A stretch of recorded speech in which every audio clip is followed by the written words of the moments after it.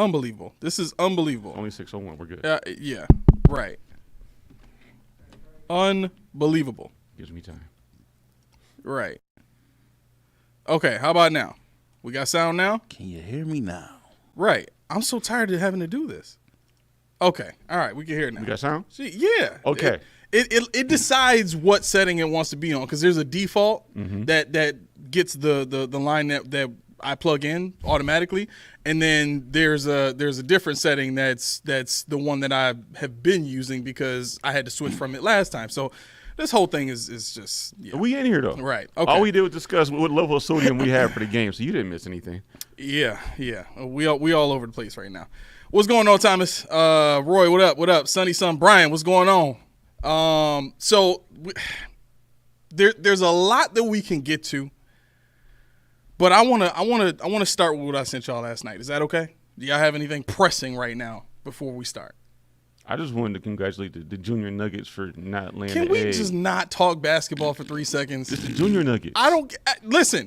Your boy is mad they keep losing right now. I just want you to know that Jokic is about to leave. He about to go right back to where he was born. The Junior Who Ken's Nuggets. He's talking about Ken's team. He plays for the Nuggets. Why didn't you say Ken's Nuggets? Because the Junior Nuggets. No, it's All Ken's my teams. Nuggets. See, this is where the sodium starts. You see it? The second you say Nuggets, I'm automatically going to the NBA. You got to say Ken's Nuggets. That's what Ken thought too. Right? I'm automatically going to the NBA. How, Ken? I guess I'm going to play when I get older. That's just like that? Just that easy? Yeah. Okay, yeah. I mean, Because he going to be 6'6" in 3 years. Yeah, LeBron. He got Bronny in. You got to get Ken in. Exactly. Get him in. I got to get in first. Get him in. No, you don't. No, you don't. No, you don't. Because if I'm LeBron, I got to get in to get him. No. You can be the coach. Be like, yo, moment's listen, passed. I could be a my son's coach. coming up. I got to draft him or I'm fired. My I'm voice gone. came back yesterday. Yeah. My voice came back yesterday. Yo, hey, you would have been a proud moment, bro. For real? He was getting in there, bro. He was, let's go, Blue. Get back. Get back. I'm like, look, he was in rare form. That boy was, woo. That's how I get at basketball. That's how I get. When I walked in there, I'm like, So a whole different dude, right? He was, yeah. That's how I get. You got to. He plays at 1 o'clock. If you can get up there, What? come on through. 1 o'clock when? Saturdays. He plays 1 o'clock Saturdays. Okay. hey, you saw the, Yeah, I saw 1 the or 2. passion in I his think- eyes, man. He get like how I get when I watch football. Oh, I told you I love basketball. Basketball. When I got home, I know this is not Bills, but when I got home, T was like, "Key, shut up. I don't want to talk about basketball no more." Because I was like, "Yo, Ken," I said, "Because Ken, what he got to do, he got to make the move to get to the basket to cut." She's like, I said, "We got to work on help defense." So we went out and worked on help defense yesterday. Okay. Wow. Okay. Yeah. Okay. Yeah, and T's like, start working on other stuff. I said, well, we still got to get the defense locked in first. Right. And then, because, I mean, he can tell you, Yeah. it was bad. Yeah. It was bad. Yeah. But it got better. Okay, I had to get down. I know Ken's not watching. Mom will show him at some point. I know she will. Meanwhile, I hopefully just got Ray committed to playing soccer for real. But I don't know. Okay. My children are athletic, but they don't. I don't know. They don't wanna do it. They're just not into it. They don't want to do it. I think, they can, but I think it's the age for Ray, though. is it I think so, because Ken will not watch basketball. He refuses. really? He will not watch a second of basketball. I think it's a generation, man, because they don't watch no sports. Junior, But at least He doesn't was play. proud of it too. He said, "Not at all." Not at all. so he don't watch or play. Junior plays sports, but he refused to watch it. Does he I'm play like, the game, though? Huh? Does he play the game, though? He played a game, but he don't play sports games. How I don't is know. it? How Don't- is it don't make possible? sense. It How is doesn't. it possible that sports is taking over the world in terms of jobs, income, assets, all this kind of stuff? Like, people are investing in sports teams as a way to make sure that they secure themselves from any type of economic downfall, right? Because entertainment is always going to be there. Look at all the streaming platforms. I've never seen Peacock. All these things they're buying. Netflix is about to get a Yo, game. we No. want this game. We want this game. Right. Amazon Prime. We want this game. Like I can't wait till it goes on Paramount. Tubi. Like they want it, man. Can you imagine it going on Tubi? All the players going to be on the wrong team? No, the That was black college Carolina. football will be on Tubi. Yes. We got the Southern Classic, yo. on Tubi. That's right. All the drill squads gonna be going at it. Yeah, that's how they do it. But yeah, no, But I get it, man. I just want to throw that's that in there real crazy. quick. The kids, I don't know. I mean, see, Tyson's a play or watch, so I'm good with that. Yeah. But my man in the backseat like that, I'm gonna go to the NBA one day. I said, but you don't even know what it looks like, King. you won't even. I remember he went home and he turned on the WNBA. I'm watching this. Does this count, Dad? Does this count? Wow. And he turned it off. I'm like, yo, what are you doing? Wow. Like, just lost. But I started when I was 9, so I'll give him grace. Wow. I don't get it. I don't either. Well, Roy says I only watch football. My man Roy. I mean, that's legit. That's legit. I mean, if you did, I don't know, Roy, did you play football? Did he tell us he played football before on any level? Roy, did you play football? He said the UFL will be on Tubi. That's the rest of the show. We got to think of sports programs that'll end up on Tubi. Yep. The Cricket. Paralympics. The Spring Olympics. The Spring Olympics? No. Spring Olympics are legit. Are there really Spring Olympics? I think so. Oh, okay. I know winter and summer. I just thought they were winter. There's only 2 seasons here in Buffalo. There's summer and winter, and I think spring falls somewhere in between. Pick your poison. Yeah. 70 degrees in Buffalo in October this week. What is that about? Fall was like 2 weeks, and now we're going to winter. No, pretty much. So, all right. Props to Tim's. Okay, go ahead. Your thing. Enough of the dad jokes. So.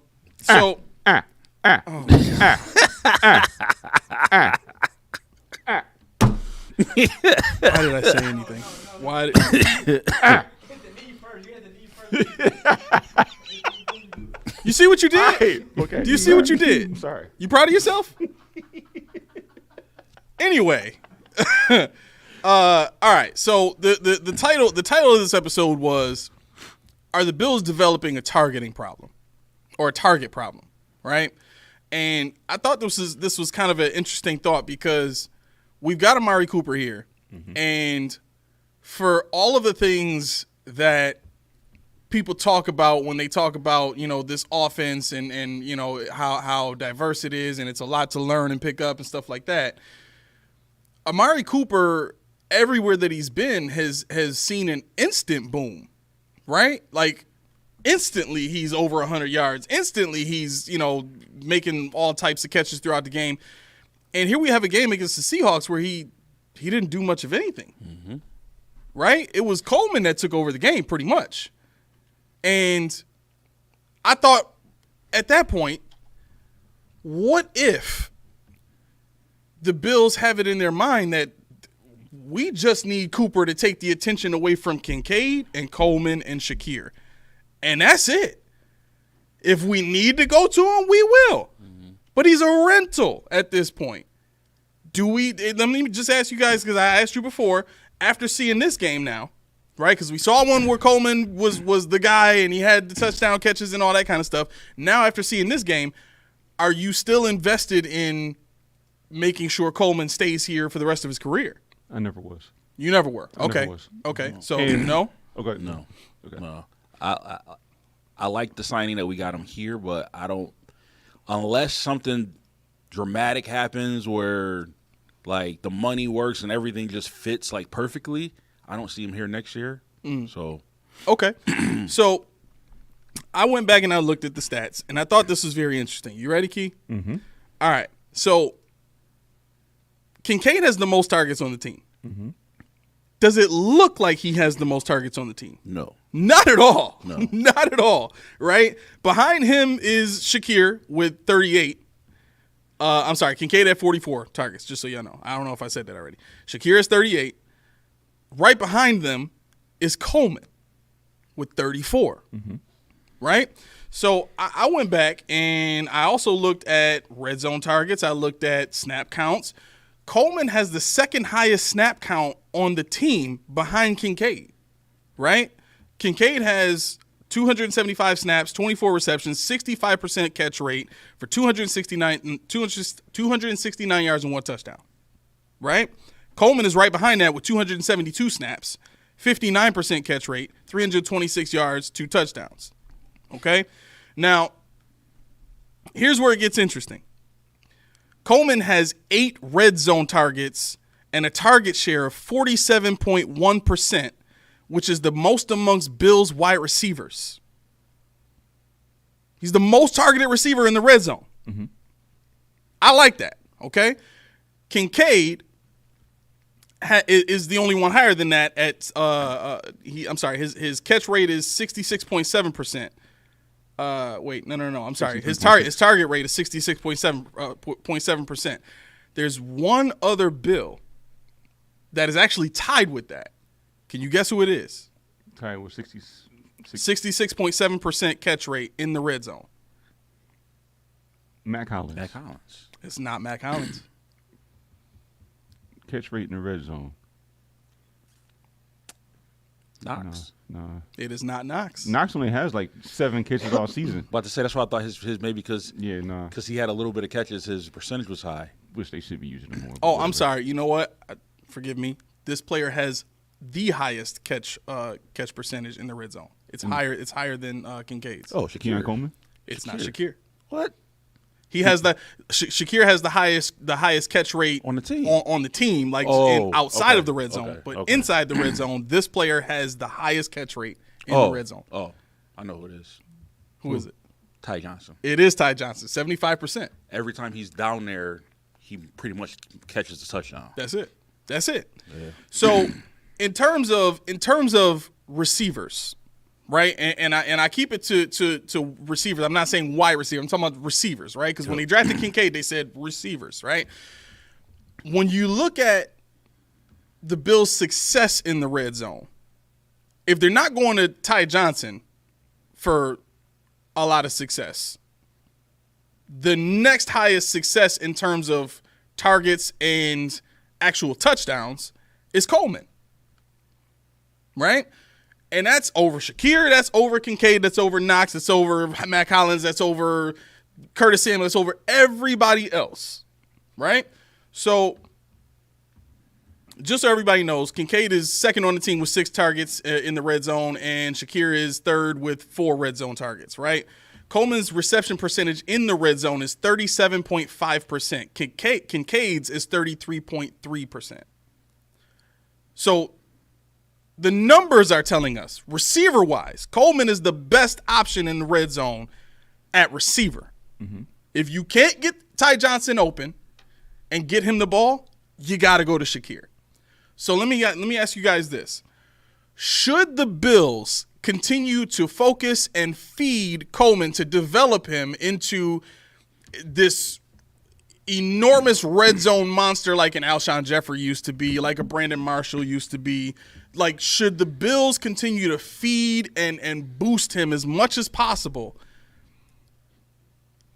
even if that means Amari Cooper is just kind of that rental player that's there for when you need him? He's the easy button for whenever you need it, but you don't overuse it in the regular season. All right, let's take it back to the beginning. Amari Cooper, 50% snap count yesterday. Mm-hmm. One for 3 targets. 1 for 3 targets, 3 yards. Yep. Before Amari Cooper came to Buffalo, what was I screaming? Coleman's always open. Yep. What was I screaming? Shakir in space. Yep. They're open. Yep. What are we seeing now? The pass that he wasn't making, he's making. Yep. I don't put that on. Everybody says Cooper does all. No. What my thought process is, Josh bit the bullet, because I was screaming, Josh, use your head.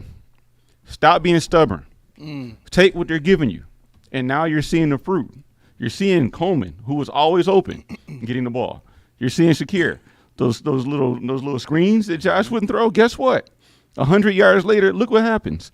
So, I mean, Cooper to me, when we picked him up, was an $860,000 player.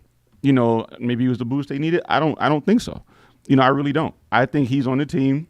And did they really need him? No. I think what it took was for the offense to say, you know what, something ain't right. And I was getting, when we were talking before the show about Cook, that runs into this here. Okay. They were talking about how the offensive line was telling Cook what's going to be open. You know, when it's open, this is where you're hitting. In practice, they were doing this. They said, Sal Capaccio said, James Cook never smiled. He said, this is the first time I've seen him smile on the sideline. What does that tell you? Something in practice is different. Yep. Something is much different. And it has I'm not going to say it has nothing to do with Cooper, but what it does is it tells you that Josh is checking out of runs that Brady's calling.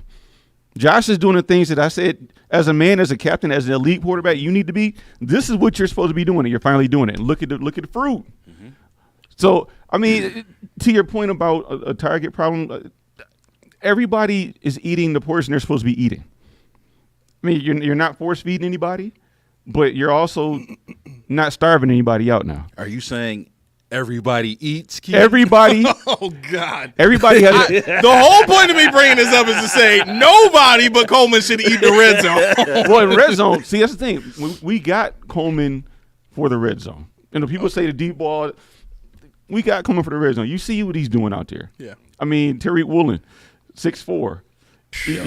He went up with him. He said he was talking all that jazz. Yo, my man was a grown man. No. You know what's funny about what I thought about it? I said Cam Newton actually popped in my head.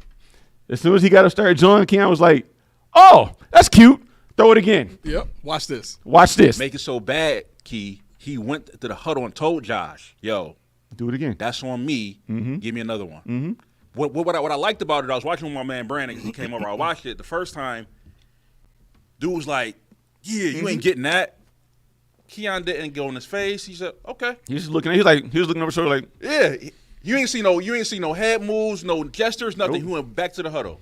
And then what did he do? On that next play, bro, he leaped up, one hand took him. You know what he did? He'd be like, "Yeah." He was like, "I got you, dog. It's all right. I got you." He said, "Little guy." And then he's like, "Little man, I got you." He walked up. I'm like, "That's right. That's what I'm talking about." And he said, the ball leaves. He's like, "Man, that's light work. That's light work. That's what I do." Because he knows he's that good. Yep. Yeah. And that's the thing. And that's their best cornerback. Yeah. One-on-one. No help, one-on-one. Yep. Yeah. You with me. But see, that's that basketball coming out. Yeah. That's that b-ball. I mean, it looked like a contested layup. The way he went up, he showed it with his shoulder. He went up and got the ball where he wanted, the track that he wanted it in, and he watched it right in. There was nothing Woolen can do about it. Yep. You know, and the thing about Coleman that I want to see, and everybody said, Coleman and Stephon Diggs, this, that, and third. No, Coleman is the Gabe Davis we thought we were supposed to have. Yeah. Coleman is what we wanted from 13. With a little bit of dog in him. A lot of dog in him. Sweat just said the same thing. He said dog mentality. He got a lot of dog in him. Yeah. I see. Look at how you block Reed into the freaking bench. Yo, that got me so hyped, Key. For real? Because I was watching it, and like when you block, like when I played football, I was a special team, so I got a lot of tackles, so a lot of John and when you go on a blocking. Mm-hmm. So basically, when they was blocking, the dude, his body language was like, "Yo, I'm about to toss this dude off of me," and Keon was like, "Oh no, you're not." Yeah, yep. And then he just boom, dude got pissed because he was like, "Yo, I think the guy was heavier than than Keon. He ain't heavier than me, but he couldn't get him, and I think that made him mad. Yeah. And again, Keon, he didn't flex. He just he was talking, and McDermott had to get in there. Like, I'm like, McDermott, what you doing? But he knew Keon ain't that dude you play with, man. He was ready. No, he was ready to get that wrestle move in there. Yeah, he was going to suplex dude quick. I told you don't mess with me, youngster. I told you don't mess with me, youngster. Yeah, buddy. Yeah. Well, no, to your point, you're right. You're 100% right. Keon Coleman is who you want to feed in the red zone. And we got him here, and that's why I was screaming for another wide receiver in the draft. And somebody mentioned that in the comments for the last show, I believe, and you responded. I said 2025. Give me Keon Coleman may not be a number one, but Keon Coleman can be that dog on your team that's the complement to your number one. And if we had a 22-year-old number one, cost control with Shakir, Coleman, and receiver X, come on now. Yep. Come on now. Like you said, he's not a bona fide number one, but he's somebody who you want on your wide receiver squad. You want him on your team. Mm-hmm. And another thing, I think to answer your question, you should absolutely feed him because he's your future. Right. I don't think Cooper's the future. Coleman's the future. So you got to build him up. You got to get him as much rep as possible, get him prepared as possible. But on the other end of it, though, I don't want it to become so predictable that everybody's looking for it because now we know who you're going to. You're going to Keon. Well, yeah. But that's when Shakir, Kincaid, Ty Johnson, Knox, that's when they can get you. Yep. I'm not sipping the Kool-Aid, but one of the I don't know if it was Tom Brady, but somebody was on when they was talking about the game during halftime. They was like, what defensive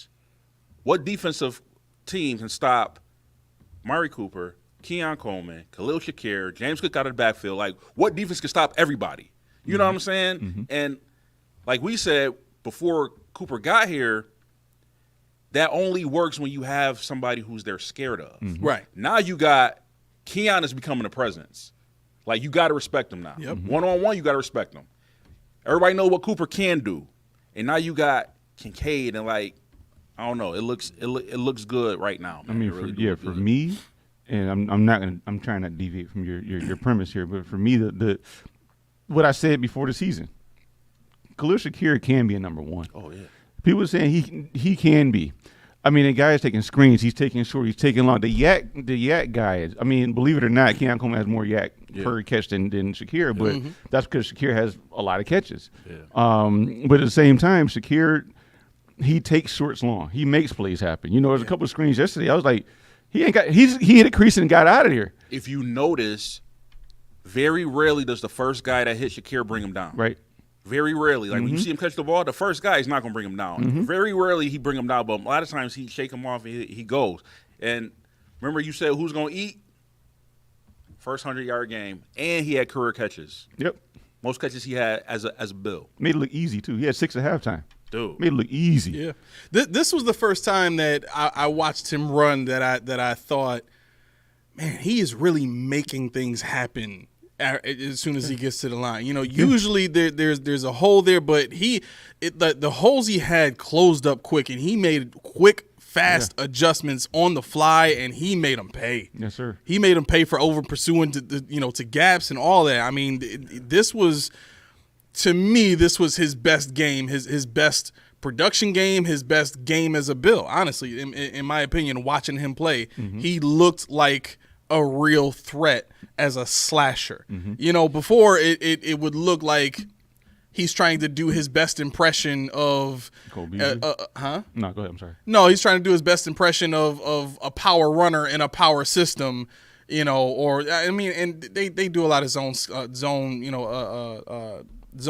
you know, up the middle, but it just looked like he was trying to be a power runner. You know what I mean? And in this game, it looked like he used his speed as a threat, as opposed to trying to, you know, bully through guys and you know what I mean? And that to me was impressive. It looked like he finally settled into who he was and made the defense pay for making those kind of mistakes. You saw he had ran over dude in the end zone?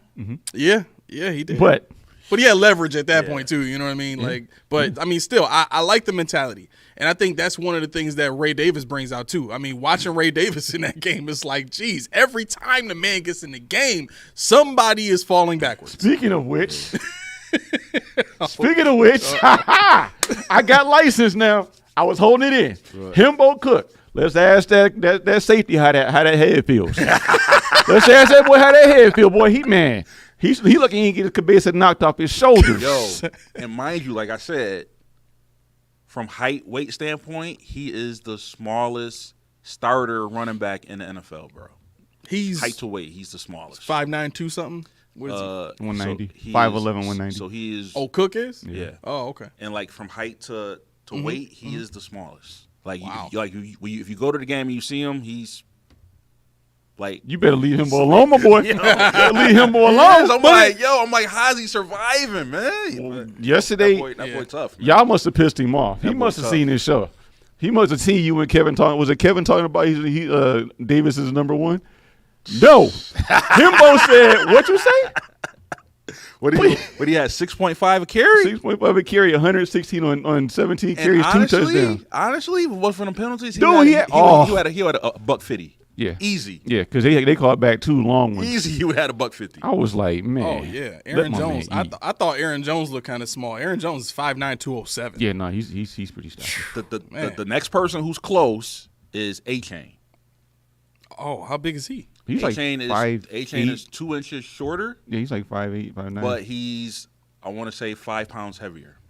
That's about right. Oh, wow. That's about right.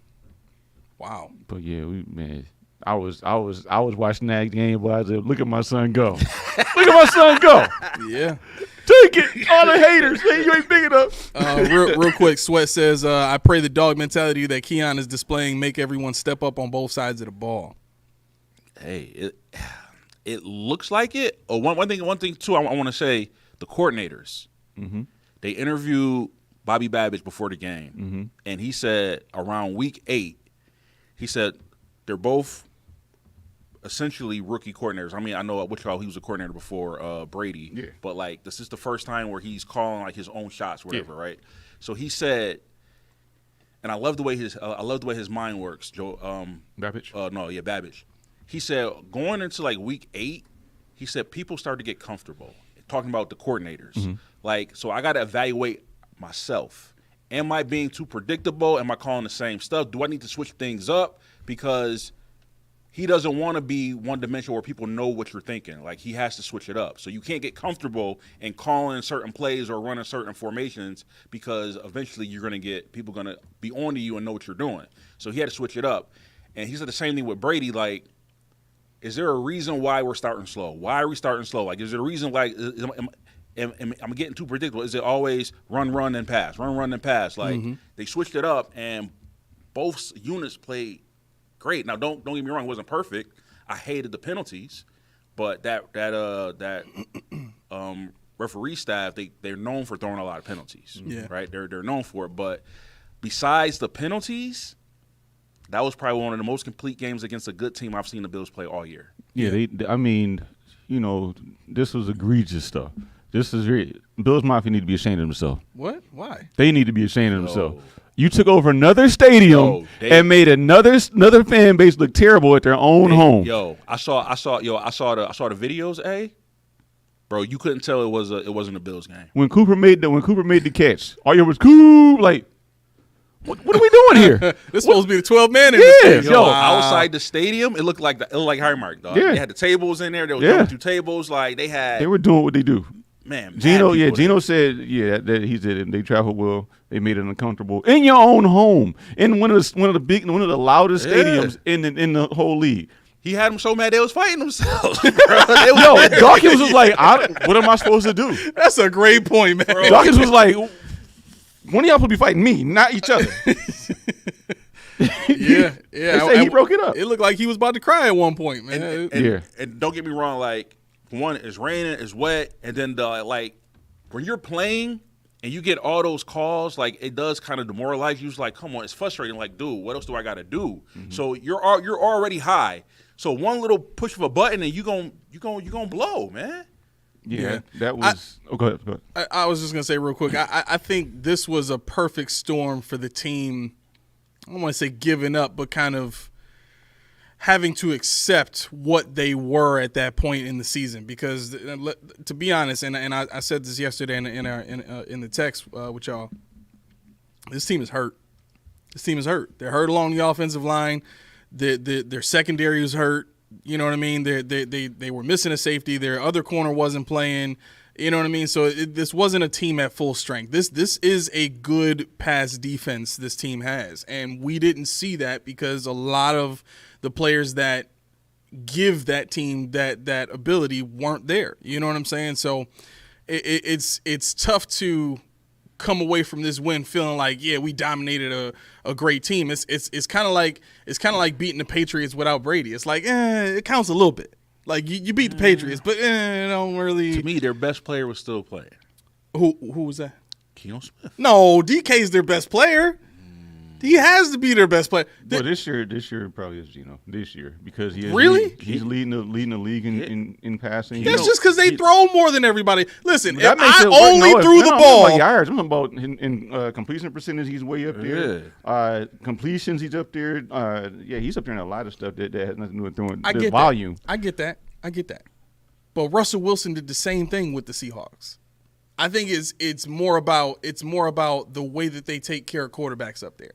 Because once they got Russell Wilson onto the team, and he had all the success he had, keep in mind, everything that we're seeing now with Russell Wilson is all the stuff, all the deficiencies that the Seahawks had to deal with his whole career. They just did a great job of masking it. And I think the same thing is happening now with Geno Smith, where did he get better at pocket presence and sliding in the pocket and feeling the rush and all that? Yes, absolutely. I mean, he's no Jameis Winston, but come on now. I get it. I'm not saying that. But if you look at who he was last year, You know what I'm saying? I don't think like he was good his first year there when he surprised the league. Second year, people get a beat on what he's doing. Okay, you know, he didn't look so great. Then they go and get JSN. Now they look a little bit better because they got what? They got 3 receivers that make it easy for him, right? He can get the ball out to whoever because 2 of the guys on in that receiving core can get open whenever, in Tyler Lockett and JSN. And then DK Metcalf is just that over-the-top guy if you want it.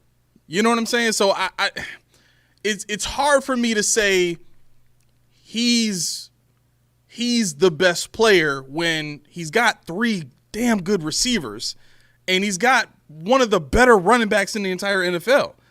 I mean, Kenneth Walker has to be the second most athletic running back in the league. Yeah, but he ain't doing nothing this year. Well, because the offensive line is hurt. And then funny you said that, but who was the leading rusher in the Bills game? Geno Smith. Exactly. Well, yeah, I mean, I told y'all that was coming. I know that. I get it. At a whopping 16. right. The worst rush defense in the league. Yeah, but again, they were down by a lot. They already didn't trust their offensive line to run the ball in the first place. If your offensive line, and we know this, like the Bills should know this now. After seeing the run game that we have this year, compare it to the last 6 seasons. If your offensive line cannot get push in open holes, it don't matter who you got at running back.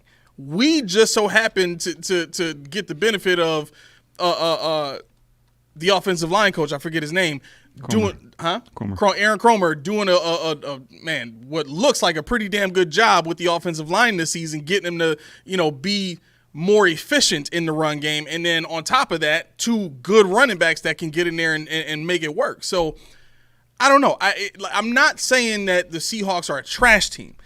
I just don't. I don't think we saw their best, and for me, that has to matter because if I'm measuring my team against teams with winning records right now, this is what the second team that we beat that has a winning record right now. No, because Miami, no. Yeah, so this is the only team that we beat that had a winning record right now. Yep. Arizona. Oh, no, they're 4-4. They're 4-4.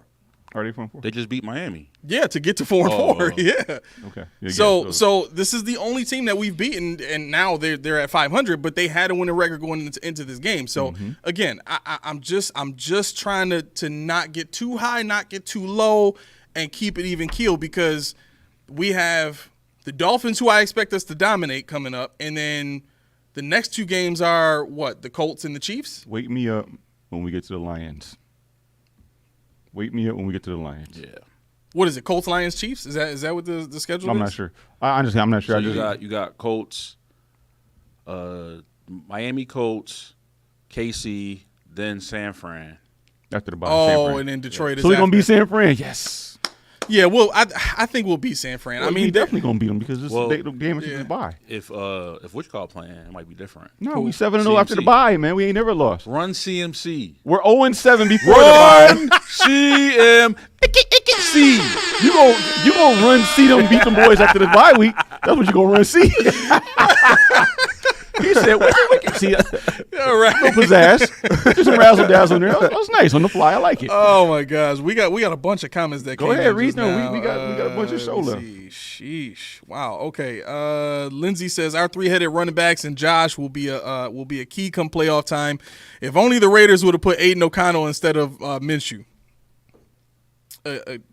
Against the Chiefs? I mean, no, but Aiden O'Connell was hurt. I think that's why he wasn't playing. He was hurt. He got hurt last week. Steve says the seam pass Coleman caught between the 2 defenders was awesome. That's been open. Josh's smile after he caught it was even better. That's what. That's been open all year. Yeah. All year. We got 3 new folks. So I want to welcome really quick.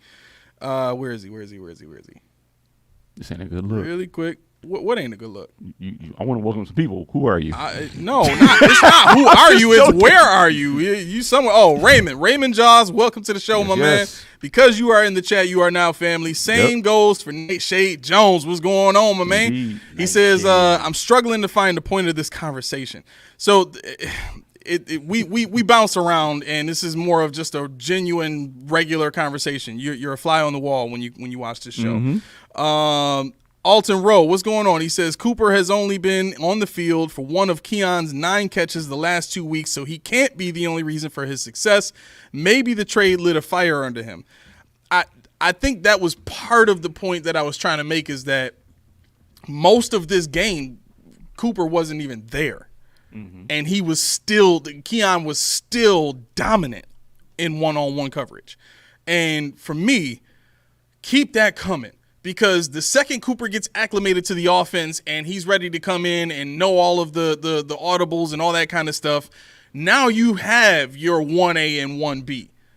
But you know what I'm saying? Like that's what it's supposed to look like. Both of your outside receivers need to be able to win one-on-one coverage. If you don't have that, you don't have a chance of beating the Chiefs. And that's what the name of the game is right now. That's what it is. So great point, Alton. Roy says, I'll admit I was not a Coleman fan in the draft. Kind of wanted Bean to trade up for BTJ or just take Leggett. What do y'all think about what Leggett's doing now? You know what's funny about that? I just heard somebody say something about Leggett, so I wanted to get on Carolina's bad side. So I X'd out. I said, what would Carolina take for Leggett? You know, and then what draft pick would y'all want? People are like, are you kidding? We just took. I'm like, hey, y'all team going nowhere. What y'all want for him? Nah, you can't. I mean, that was funny though. Have we ever seen a team do that? We ever seen a team like draft a guy in the first or second round and just be like, you know what? I doubt it. Like literally the same year he was drafted. Like, you can go somewhere else. Basketball, yeah, but football, no. Really? Usually don't. Wow. All right. Let's see here. Alton says Bean told him he was drafted to be our X and then traded for Coop. He seems to be taking it on the field with blocking and catching. Yeah, listen. If that's what happened, and that's what I can't say with certainty that that's the reason we're seeing what we're seeing now. I think some of it does have to do with schematic changes, play call changes, route combinations that are being called a little bit different. Like the design of the offense is still morphing. It's still changing as the game goes on, right? And I think a big part of that is, like you said, Josh is now activating all the different parts of the field, which opens things up for everybody. That to me has to be the main explanation for what we saw yesterday, because if Josh was still playing the way that he played against the Texans and the Ravens, I think we would have saw the same result. Keep in mind when I texted y'all, I think it was right in the second half when the Seahawks got to the 3-yard line, and they just screwed it up. Right, ball went over Geno's head, and I said Sean needs to be thankful that luck is on his side right now, and he needs to start calling the game like it. He needs to, you know what I mean? He needs to do. The Bills needed to do whatever it took to increase that lead, because if Seattle was able to get any kind of momentum, they were already passing all over the Bills on that series. And if they got any type of energy, any type of momentum going after that and scored a touchdown and tied it up, or whatever the case may have been, we might have had some trouble. Mm-hmm. Granted that they were hurt and all that kind of stuff, but they were still able to do damage even with the guys. I never had an inkling that we were in trouble. You never will. Ever. You never will. Ever. Not yesterday. No. Name one instance where you feared the Ravens. Okay. and the Cardinals. That was it. The Cardinals? Really? Only because it was week 1. You don't know, it's your boy MHJ. I get you don't that. know what to expect for you. Yeah. What you say? It's your boy MHJ. I thought just yeah, you can't be saying that with MHJ on the field. Nah, don't care. It was week 1. It was week 1. But you know what? I think the whole Cooper thing, I think it's the placebo effect. Ooh. I like that. Go deeper. So everybody was begging, we need a number 1. We need a number 1. We need a number 1, right? So I don't care if, people, they're NFL players. They can say, oh, I don't really look into what people say, but they see it. They see it. Whether it affects you or not, you see it, right? And we saw how they were playing. So they go get a number 1 wide receiver. Oh, man, we good. Now it takes the stress off of Coleman. I don't have to be that guy. Shakir, I ain't got to be the guy, right? Now everybody's expecting him to be the guy. So now the pressure's off me. I could ball and be free. Yeah. Because guess what?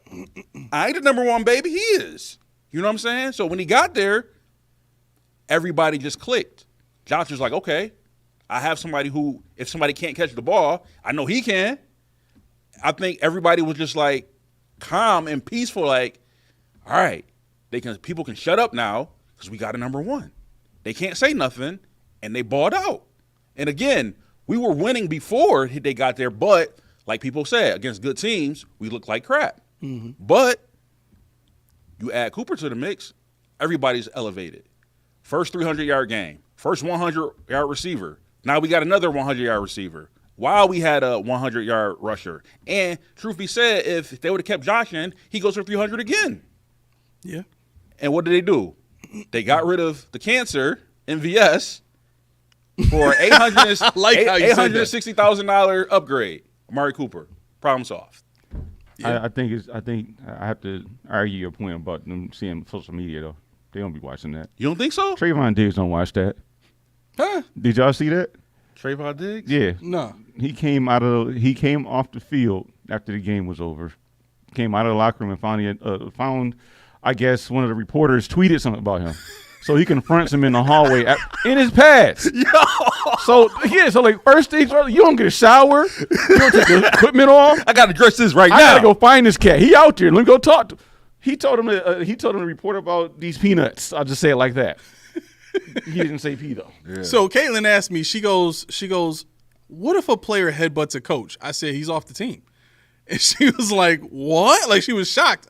And I was like, what do you mean? If a player headbutts his own coach, he's gone. It's over. It don't matter how much he gets paid. He's off the team.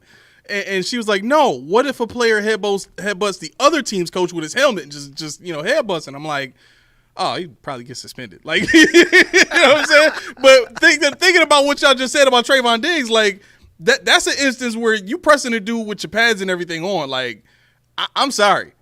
I might headbutt the dude. Yeah. With the helmet on. Just what's all that? Boom! What's all that stuff you was talking? I don't know what that was even about. I mean, I was sitting there like, so you gotta watch your mouth. That's what it's about. Well, the game is so jacked up because your man not only he still got it, so he got to go look on Instagram, Twitter, probably Facebook. He got to go find it. So what else do you do? What else? Joe Horn got fined for that phone deal, that phone celebration. Yeah, he did. Yep. But this dude got his phone. What's next? He gonna roll a blunt on the sideline? He got some beers chilling in the freezer over there. What's next? Why is this happening? Why are you worried about social media at that point in time? Right after the game, Key? Right after the game. That's crazy. Why you even got your phone, bro? Like my phone be in the locker room. Yeah, like somebody who told you?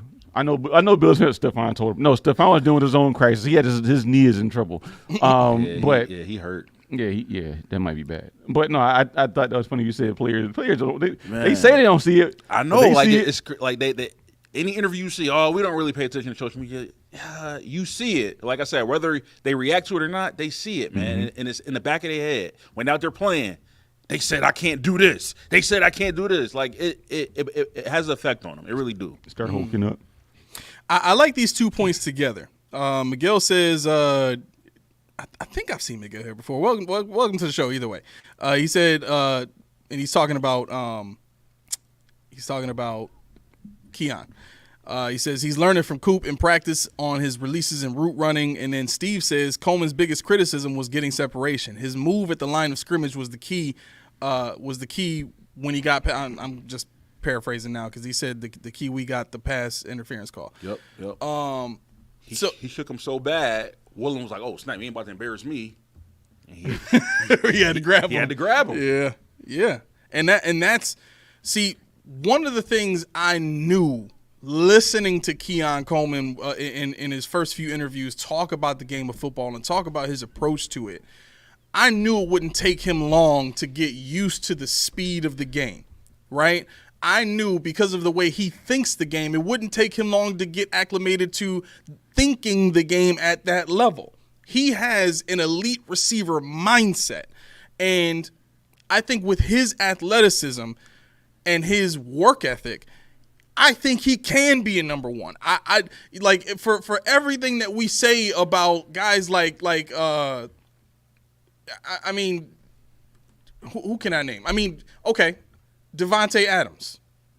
Devontae Adams is only a good route runner now because of the way he thinks the game.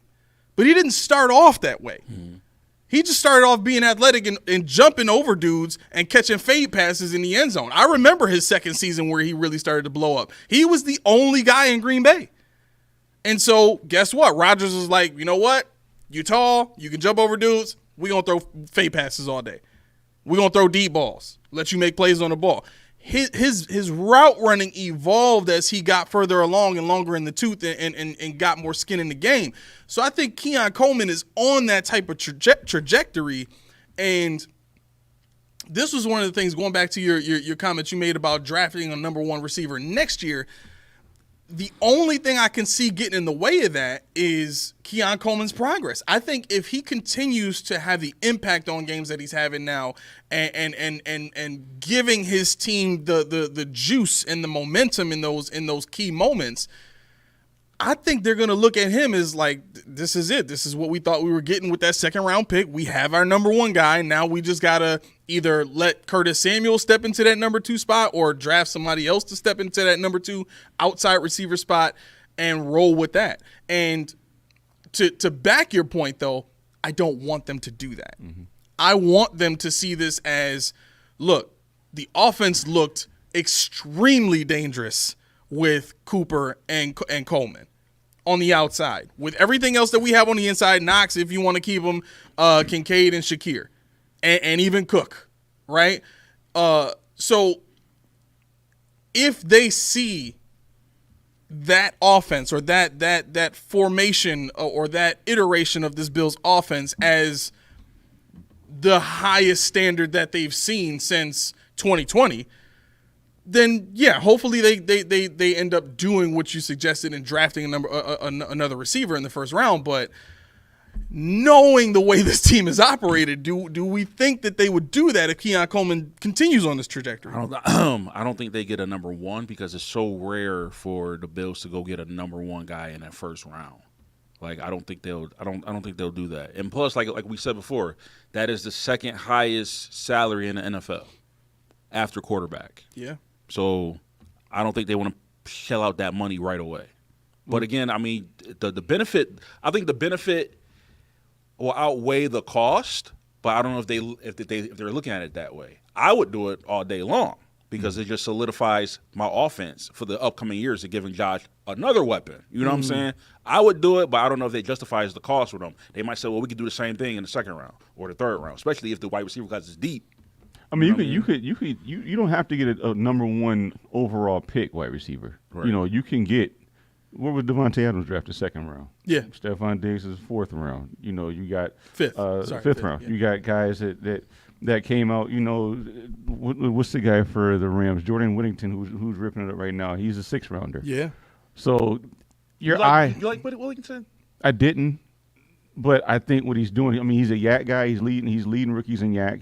He's got upward trajectory. So I think if you're looking at somebody to complement Keon, which would be somebody more of a route runner, more of somebody that can get in and out of breaks, like what we saw with the last guy that nobody, we won't say the name anymore. Where we can't. I think that's what we're missing once Cooper's gone. We don't have anybody on the outside that does, because I don't want to move Khalil Shakir. Yeah. Khalil Shakir in the slot is A-okay with me. Give him starter number one money, but he's in the slot. That's what he is. You know, he to me, I know, you know, you're a Coleman, but I still think Shakir is our best wide receiver. I really do. Because what you said about what you saw yesterday was what I've always seen in him. I was just waiting for him to give him a chance to do it. Yeah. You know, they had him doing stuff that was like, he's good at it, but that's not the bulk of what he can do. Right. You're not seeing a whole package. Shakir is I call him the silent assassin because he'll kill you, but it's just not going to be huge plays. Oh my God! Yeah. He's death by 1,000 cuts. Yep. Right. First down. First down. Dang. First down. Oh, he hurt me. Mm-hmm. How many yards he got? 120. How many catches he got? 13. How? Dang. Right. He do it quietly. I'm doing a good job on him. No, you're not. One thing that I think is helping Keon is not only Amari Cooper, but also Shakir, because if you look at it, like you look at those rookie wide receivers, like you mentioned Devontae Adams.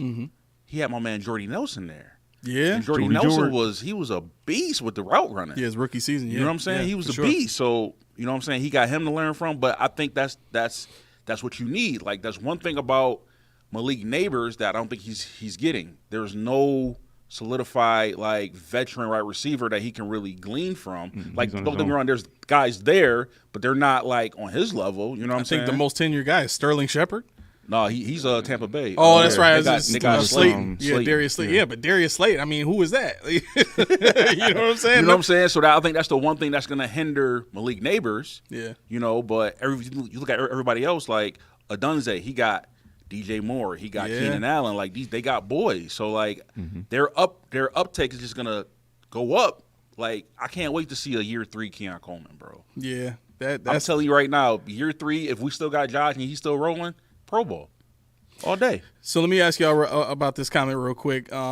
Since we talked about receivers being drafted in the first round or second round, Sal says defensive man-eating road grader defensive tackle first round next year. Is that something that we need to have? Is this something we need to draft? Do you see the Bills? I mean, and you've been watching a lot of college. You know what I'm saying? You need to have it. First round, I wouldn't do first round. Not for that. So first round D tackle is. And you're saying, wait, just to be clear, you're saying that based on what you've seen in college so far? It's just my philosophy, honestly. Oh, okay. When you're talking, if you're talking about first round D tackle, that's like a pass rusher. Well, keep in mind, this ain't Madden, so you can't just go find Hawaiian dudes. No, well, the thing is, you think about when you road graders. What is that usually? A one tech. Yeah. Nobody takes one techs that high. Even Tavondre Sweat, he wasn't a one tech coming out.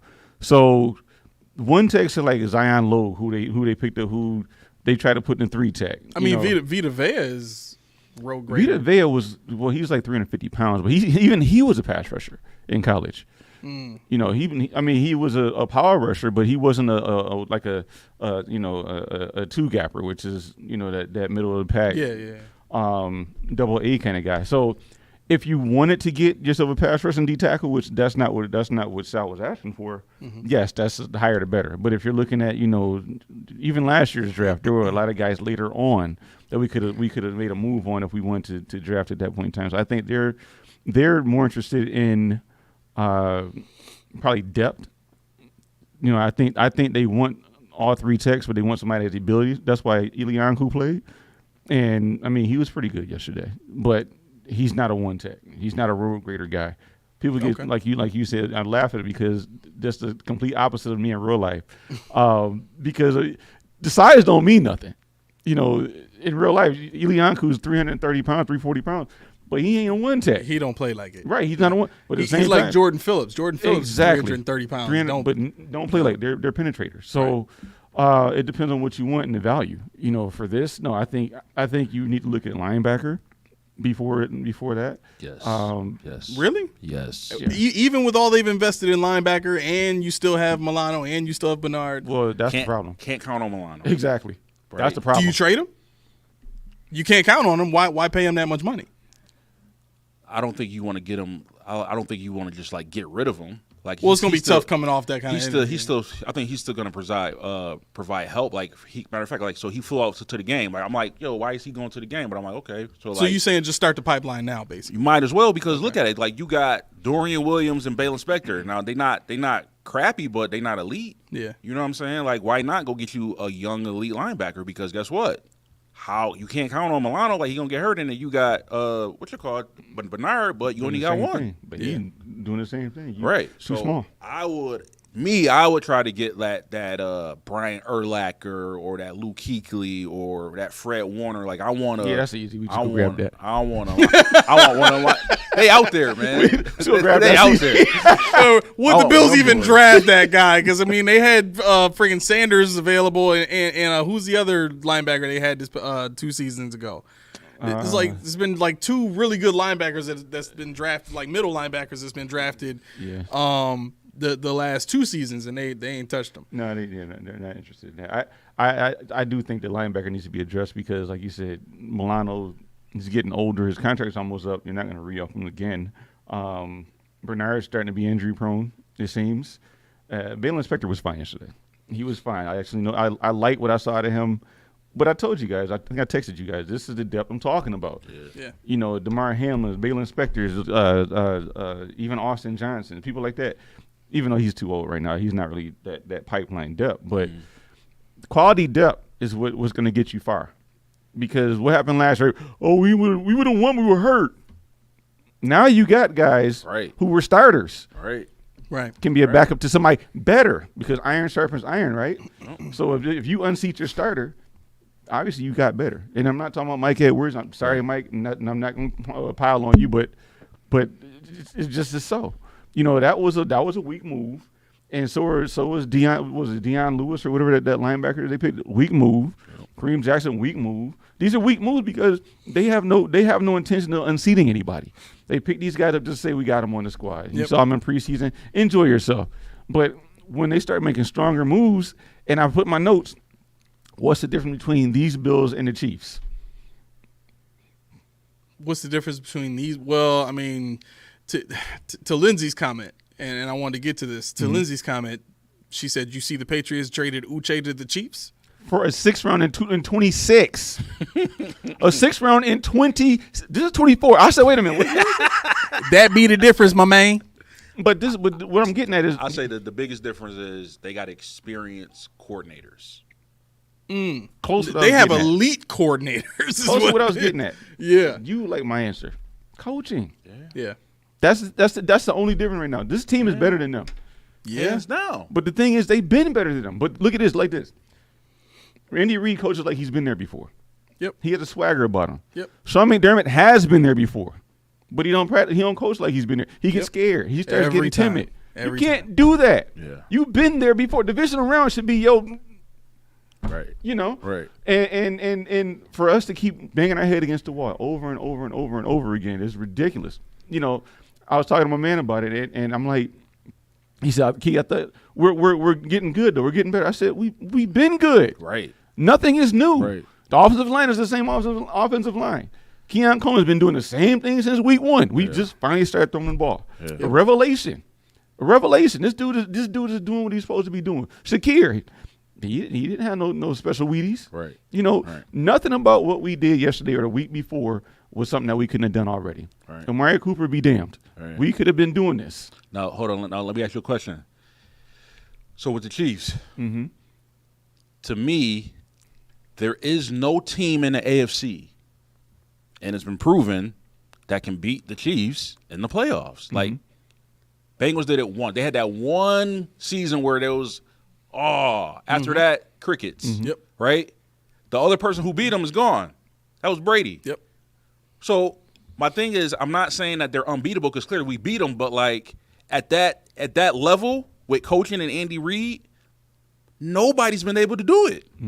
So like, what makes people think that we could do it of all teams? Well, I think part of that is because we've been the only team, and I'm including the Ravens in this, aside from the Bengals, that have ever been close enough to do it. I mean, if you look at last season's playoff game, we're literally a left tackle getting pushed into Josh's shoulder away from going ahead by a touchdown, and maybe the defense holds him off with that minute, and some changes that the Chiefs would have had. Maybe.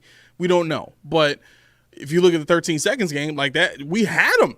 Yep. Like, no team has ever accomplished what the Chiefs accomplished in 13 seconds. Yeah. So to me, those are the things that stick out as, the Bills have been that one team that's like, one of these times they gonna do it. Right. Aside when and I think everybody's looking at the Bengals now like that, this it's over. You know what I'm saying? Listen, they had one good year, that's it. But like, to me, I'm looking at the Kansas City Chiefs as the 90 Bulls.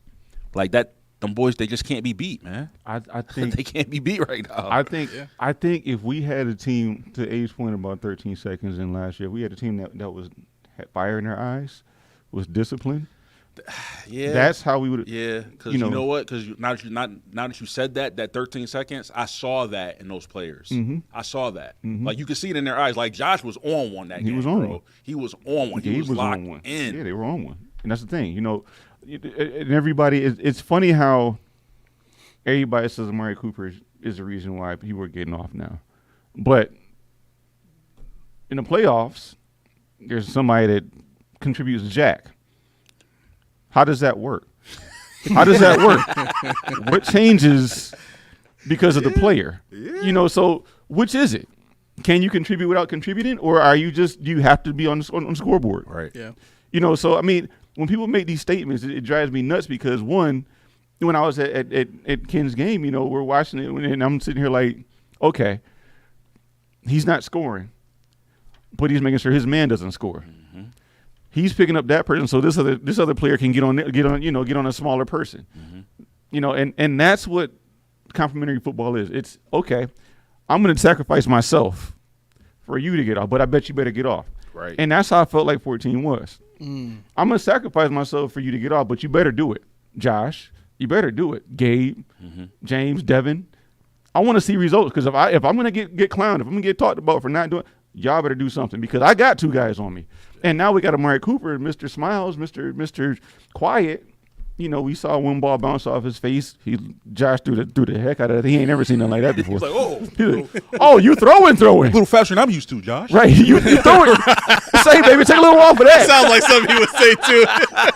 Nah, you talking Josh. Say, baby, take a little off of that. Right.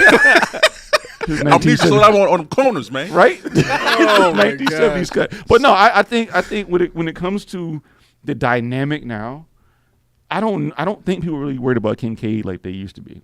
I think now this game is going to be Keon's game. This game is going to be Khalil's game. Yep. This game. Now that's what everybody eats mean. Everybody don't mean 10 people catch the ball every game. Right. Everybody's mean pick your poison. Right. But what I'm seeing into the topic of the show and somebody what's the point of the conversation? What I'm seeing is that now Josh is saying, you know what? I saw it. I saw it on tape. I'm sure Brady was like, there it is. I'm sure Keon was like, look at me right there. Dalton Kincaid, I'm here. Yep. Dawson Knox, hey man, I'm right there. And Josh is now saying when I call that play, maybe my read needs to change a little bit. Maybe I need to come off of him a little faster. Yep. Maybe I need because you said they read before the play, and then they know pretty much where they're going to go. And they said Josh finds his favorite guy. Josh's problem is he can't figure out which one is his favorite. And I think that's a good thing. It's a good thing when he allows it to be. Exactly. Because he just plays the play. Yep. And let me ask you this: what is your thought on the interception? I mean, not that he threw it. We knew it was going to happen. I'm not worried about that. But they were saying that Cooper slipped a little bit. I thought it was just bad ball placement because because the defender had inside position, and Josh threw the ball to the left of the right of the defender. Yep. Defender's right. Yep. Cooper was on the other side. So what was he expecting him to do? Come across his face? So when I saw the play and when I saw him stumble, I think Josh was looking for the quick cut. Pow. Yeah. Cooper didn't do that. I don't know if he couldn't get off or he was trying to do like a fake in there. I think he got there late.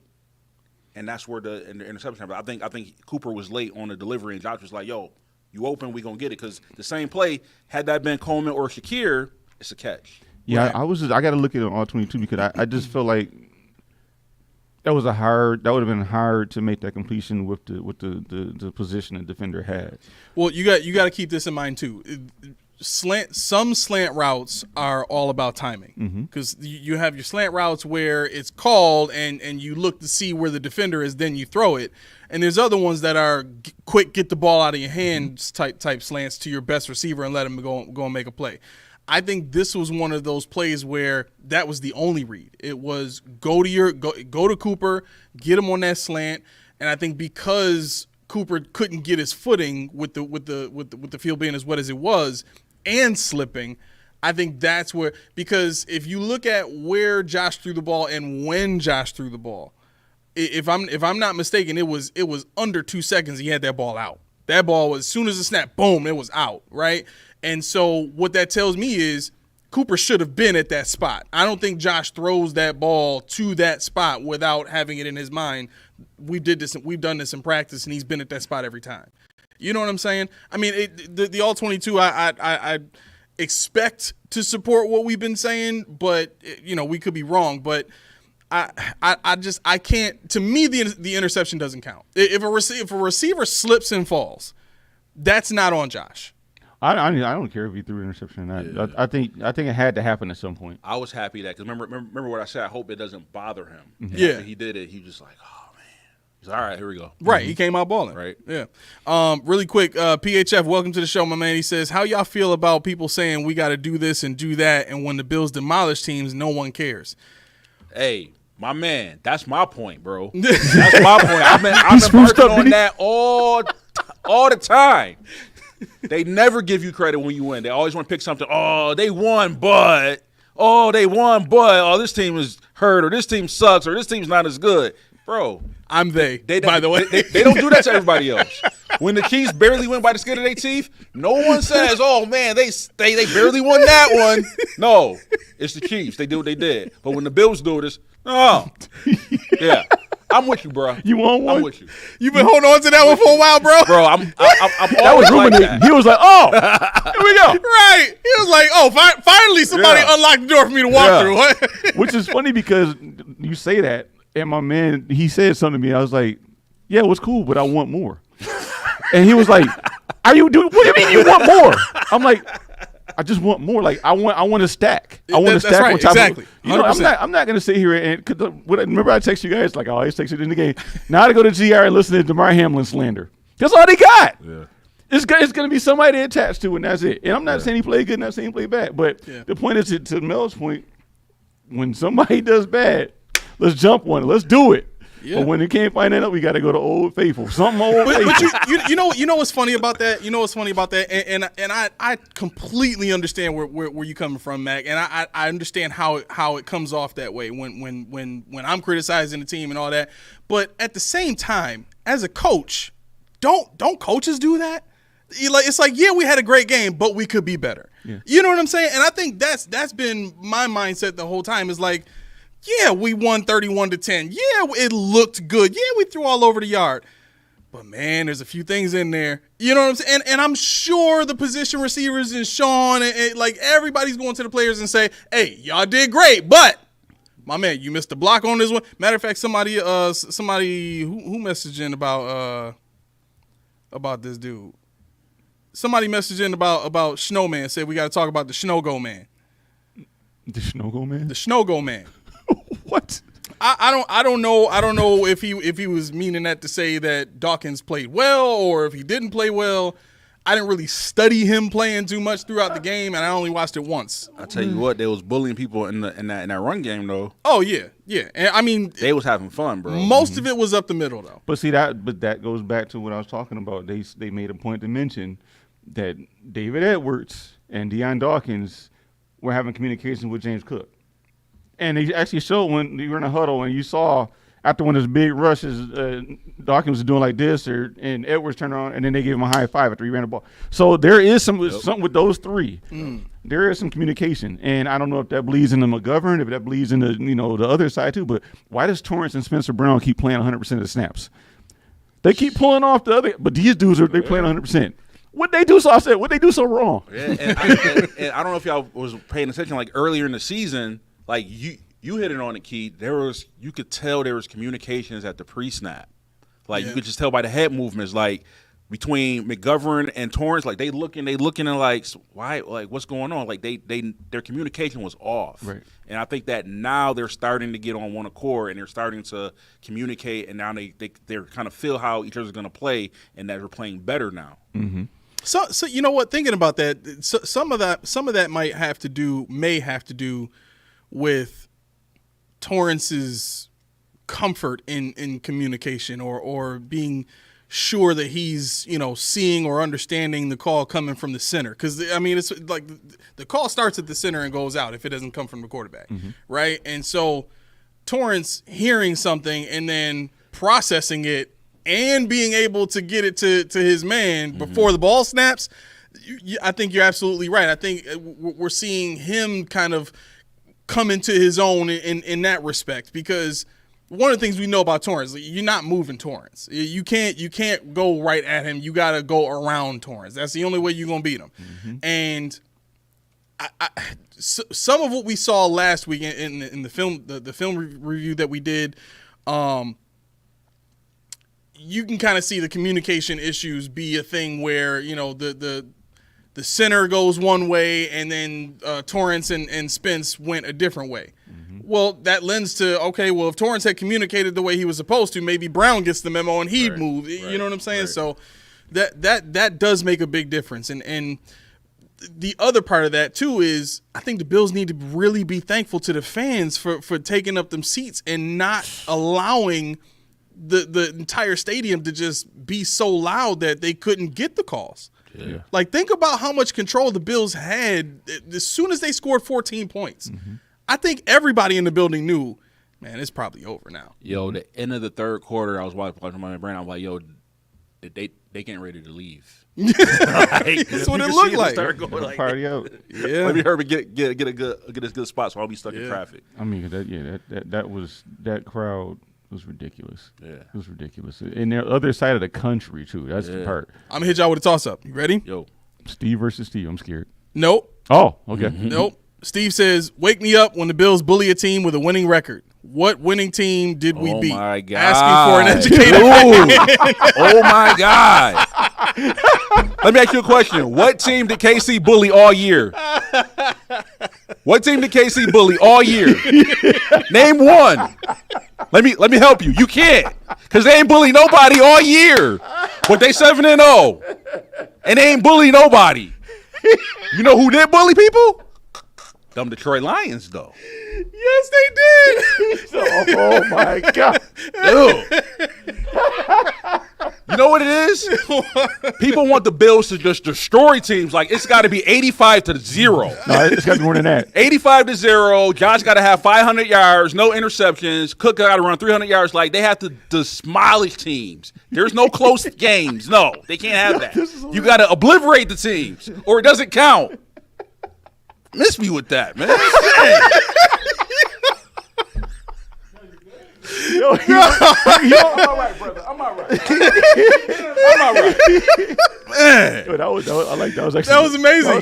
That we making a clip of that one. That was so good. I don't care how we got to do it. That's gonna be a clip. Oh my God, I'm crying. Not you too. Yo. Oh my gosh, that's hilarious. Contacts almost fell out on that one.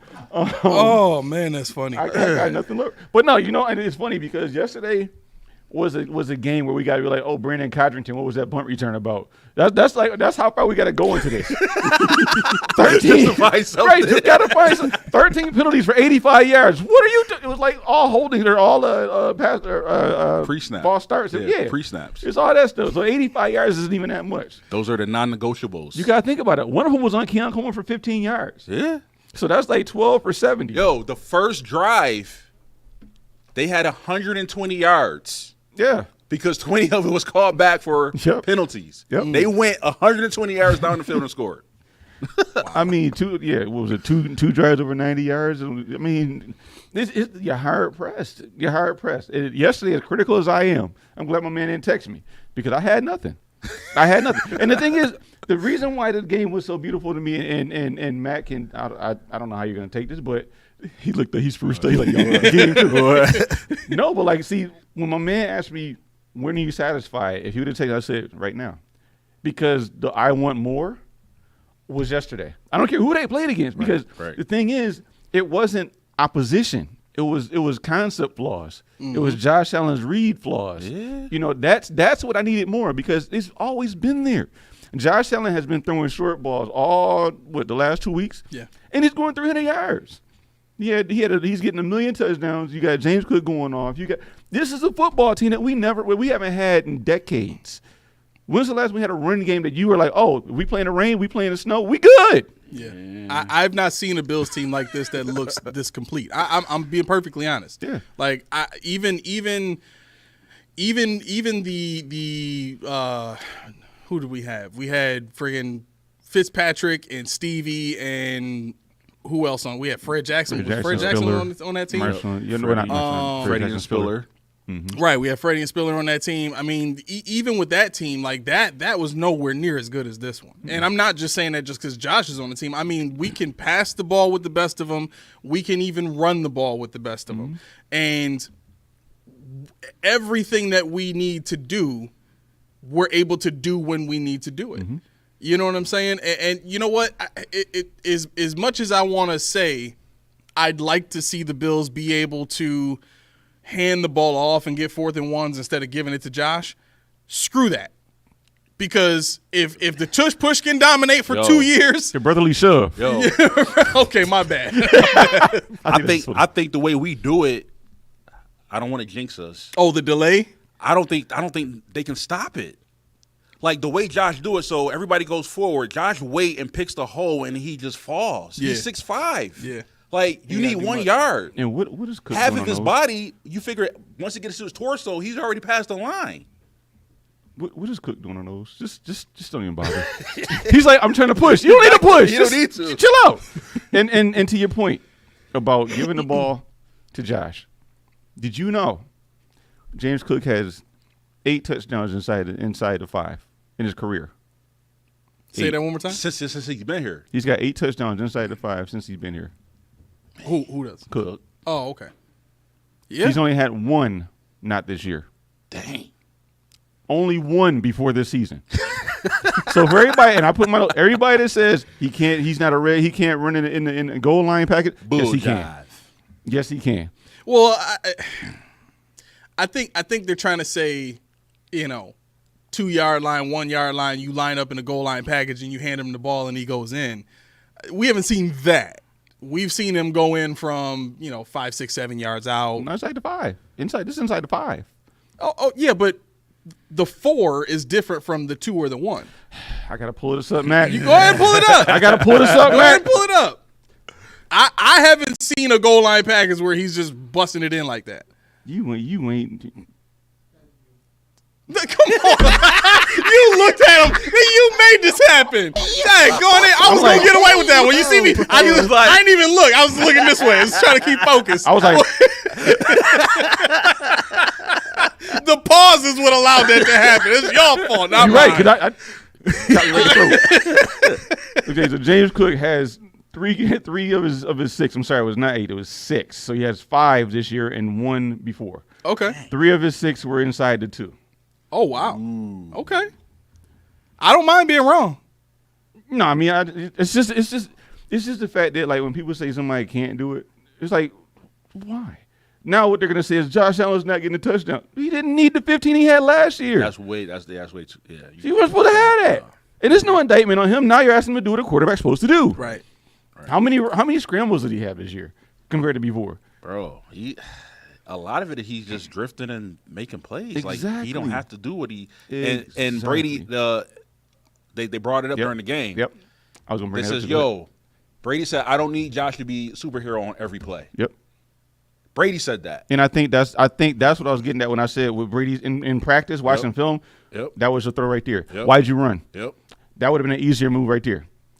You should have checked into this. He said, "Now 3rd down, 4th down, Sure. by all means, it's all yours. do your thing. But 1st and 2nd, I don't need the cape to come out on 1st and 2nd. Stay in the phone booth. Stay in the phone booth. Stay in the phone booth, Clark. Like Yeah, you you good. Keep the glasses on. We But got 3rd and you. 4th down, I need the S to come out. Yeah. But I really did appreciate the change in tendency from the offense. The idea that this team became so predictable that everybody and their mama was saying, y'all got to stop running on 1st down. You have to stop running on 1st down. Run, pass. Right.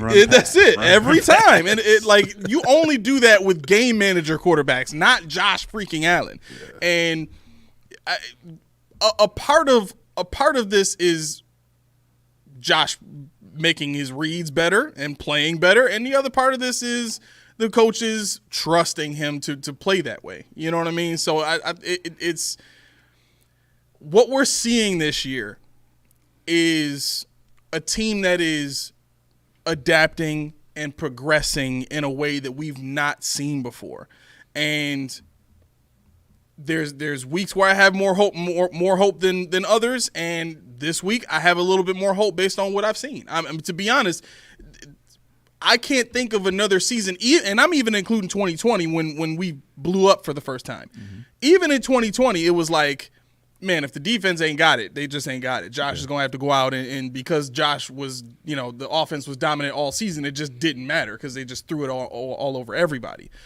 But the next season after that, after they go to the AFC Championship game, then it's like, well, wait a second, now we can't do this and we can't do that. Well, what's going on? And then you get to halftime and you say, okay, well, all they got to do is this and this. Mm-hmm. And then they come out at halftime and they don't do it. And it's like, what the heck are we doing? And then we were scratching our even in winning the games, it's like, yo, we should have won by more than that. Mm-hmm. After seeing what we saw in 20, you know what I mean? So it's like this is the season that I can point to and say, yo, they are making the changes they need to make. And I want to ask y'all about this too, because I think Kev mentioned it earlier. He said, now you just got to go out and get Myles Garrett. And listen, I know what it does to 2-3 years from now. Mm-hmm. But if you look at what the Chiefs just did, I've been saying this for a couple of weeks now. I think the Chiefs have been watching the Bills the entire season, and they know the Buffalo Bills' potential. I think the Buffalo Bills are the only team that the Chiefs are scared of in the playoffs. Well, what does it do for 2-3 years from now? Well, I'm just talking about what Myles Garrett's contract does to our salary cap 2-3 years from now. Doesn't do anything, really. It's so friendly for our salary cap and the whole entirety of his contract. Well, when we talked about it, though, we would have to let Rousseau go in order to have like $14 million in cap space next year. 19, right? Yeah. So I mean, that's if we wanted to trade him, that was just us talking about trading him. But because we don't really need him if we had Myles Garrett. But even after that, we got $25 million with him. The year after that, he's only won I think $1 million against the cap. Okay. Yeah. So it's a no-brainer. Like if you could do it, do it. Well, I said it. Trust me. The buddy man said it's good. Because I never say you can do anything. So if I say Key is the penny pincher of the three of us. Yes. So, yeah, if he's saying do it, we got to do it. We got to do it. Yeah, but we did a whole segment on Myles Garrett because I felt so strongly about the potential for what he adds, especially him and Von Miller. Yeah. Mafia Sports Report says, love the studio, fellas, making me jealous over here. Go Bills. Yeah. Hey, man, appreciate that. Listen, you want to come on the show, give us a shout.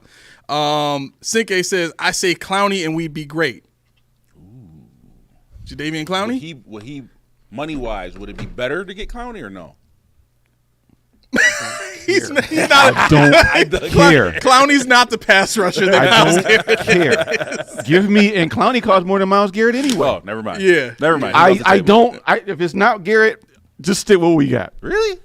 There's nothing there. What about TJ Watt? They ain't getting up off him. Actually, we can't afford that. Yeah, we can't afford TJ Watt. Because they didn't do the contract like they did for Amari Cooper. Oh man. Or even I would take Max Crosby, but we can't afford him either. Yo, did you see what Crosby did? No. It wasn't this week, last week. He yelled at the quarterback. Speak up louder. They can't hear you. They don't know what to do. Bro, he said that on the line. I'm like, yo. That dude's a beast. Max Crosby is a guy I'd like to have in the locker room. That dude's a beast. Speaking of quarterbacks and talking, Josh Allen has solidified himself as the next Phillip Rivers. Yeah? Oh, yeah. Oh, yeah. He's even with this game? Yeah. Really? Yeah, he was. Yeah, with the pointing at the dude, he was drawing that. I think that's why dude hit him, because if you watch before that, they were like real close, and dude just reached over. He's like tapped Josh on his back, and then there was no reason for dude. That's why Reed was so mad. There was no reason for he could have pulled up. He had like 2 full steps before he just clocked him. Yeah, and that was a message he sent. Now Reed didn't get the memo that this was going to take place. But at that point, Hall didn't care. Hall was like, yo, I'm about to show him what's up. Then you look at how Josh was talking to Justin Simmons last week. Yeah. Yo, dude, he be getting away with it. I kind of like that, though. Oh, I don't mind it. I kind of like that. That's what Brady used to do all the time. I wish I could have did. I wish I had the mind to do it when I played. Yeah. I don't mind it, but, the thing is. I paid for it, but I did. Well, you heard what Josh said, though. He got the flopping from LeBron. He said LeBron said LaFlop. Yeah, he said LeBron's too big. He's never gonna get. LeBron said I'm too big. I'll never get a call. So Josh is like, I'm too big. I'm never gonna get a call. Let me just because I think Jeremy White. He kind of got a point because same position. You got Kyler Murray. You got Josh. Yeah, you got a little bit over there. Like, come on, man. Like, oh, come on, man. He's so little. He's so fragile. Look at the little tyke running around. He's so small. Yeah. But I mean, you look at Josh, and I think Jeremy White or Sneaky Joe said it this morning. You're talking about how it shouldn't be a penalty if the quarterback before he hits the ground can point at you. Yeah. He said he's already pointing at you before he hits the ground. That's not a penalty. Don't care. So, I mean, it's funny, but Josh does that a lot. He does complain a lot. I think that's why people don't like him. Yeah. I feel like we got to address the elephant in the room, guys. Which is? What are we going to do with Tyler Bass? Oh, I want to talk about Tyler Bass. Is he off the hook? No. What are we going to do, eh? You know what? Are you confident if we go to the playoffs that you can trust him to make a game-winning kick? I am. Yeah? I am. What are you gonna do? Carry 2 kickers on the team? That's Not that. Oh, I'm about to say it. That's the thing. Not the what? Not the Can't what? say it. Mom said stop calling people names. I mean, oh my gosh. I don't know how I feel. I got you, Mafia. I'll check it out. So, honestly, I think this is one of those situations where there's really nothing they can do if they still want to have a shot at getting Myles Garrett. Because if you hire another kicker, you got to pay him what, $600,000-$700,000, somewhere around there. Maybe a little bit more than that. More. For a guy that's going to come in and be better than Tyler Bass. Right. Mm-hmm. If you do that, you got to hold 2 kickers on the team. You know what I'm saying? Yeah. And one of them, what are you going to do? You're going to have Tyler Bass for kickoffs and have the other guy be your – No one can hold for Tyler Bass. All right.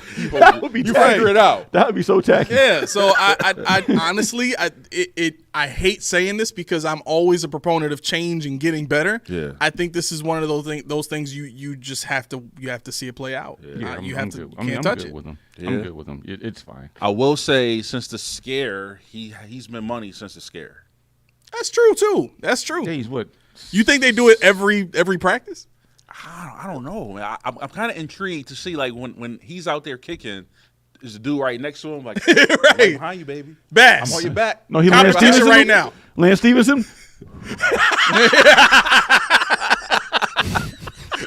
Yo, if He's it was holding me, the though, ball, blowing on his leg. Listen, if it was me, if I was, what's the second dude name? What's the other kicker name? Reverse or something. If I was him, this might be bad, but I'm just being real. If I'm him, and I want your spot, I'm taking the whistle. Kick off right now. Let's go. Me and Bass, kick off. Kind of like drumline. Yeah. I want to challenge him. Yep. Bro, let's go. Kick off. Kick for kick. Whoever win, they start. Yeah. I mean, he's 80% right now for field goals. After the competition? Yeah. As of now, his whole season in totality is 80%. He's on 10. He's a 10 of 10 right now. Yeah, because he ain't missed since Duke came in. Yeah, 6 kicks last week and So 4 he's yesterday. 100% since the competition. But the best kicker to me is my man Justin Tucker, but he's been missing. Yeah, He's he's been old, missing too. He's crazy. been missing. Isn't he old? No, he's only like 32. Well, for kickers, that's not old. Is, Yeah. no, it's I not. say because Morton For kickers? Anderson, he was No, I said for kickers, that's not I old. say almost like 40. Yeah. No, that's what I said, kickers, that's not Sebastian old. Janikowski was kicking at 40. He was smoking stogies on the sideline. Listen, he was kicking at 40. Never mind what he put in his mouth. Matter of fact, Why? We could have got away with that if you didn't look over there. Golly. Every time. matter of fact. How old is friggin' No, what's his that's name? what I'm saying. 32 is not old. Is he 32? Is he really? I'll look it up. All right, Justin Tucker. But man, he is the best. But What about Morton Anderson? How old was he when he stopped? He was 40.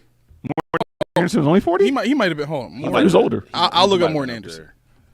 Morton Anderson. I got that right. He played for 32 years. No, he played. He played for 32. He played for 20. He played for 25 years. For real? He was 47 years old. Bro, for he was 25 he was years. almost 50 kicking. Yo, there's no excuse. Look how long my There's no scroll is on the excuse for screen. Look Justin at Tucker. this. Yo, is it too late for us to learn how to kick field goals? Well, I got a bad knee. I ain't gonna be a swivel like that no more. I might be all right at kicking. Yo, I might get do 5 years. You know what Plus, I'm saying? I'm athletic too, so Stretch my hammies out a do little extra bit? stuff too. I'm like, yo, coach, Oh, you gonna be like the what's the boy? What's Like, that yo, boy's coach. name? Marquette King. you need me to throw? I could throw. You need me to catch? Like, Right. we could do some fakes. 34. Justin Tucker's 34. He's 30. Okay, Maybe okay. 35. Yeah, that's not. I mean, once they start getting into like 37, 38, then some guys just lose it. I think for him it's just focus. He's been the top dog forever. I mean, you can't keep that kind of focus forever. Tiger Woods lost it. Yeah.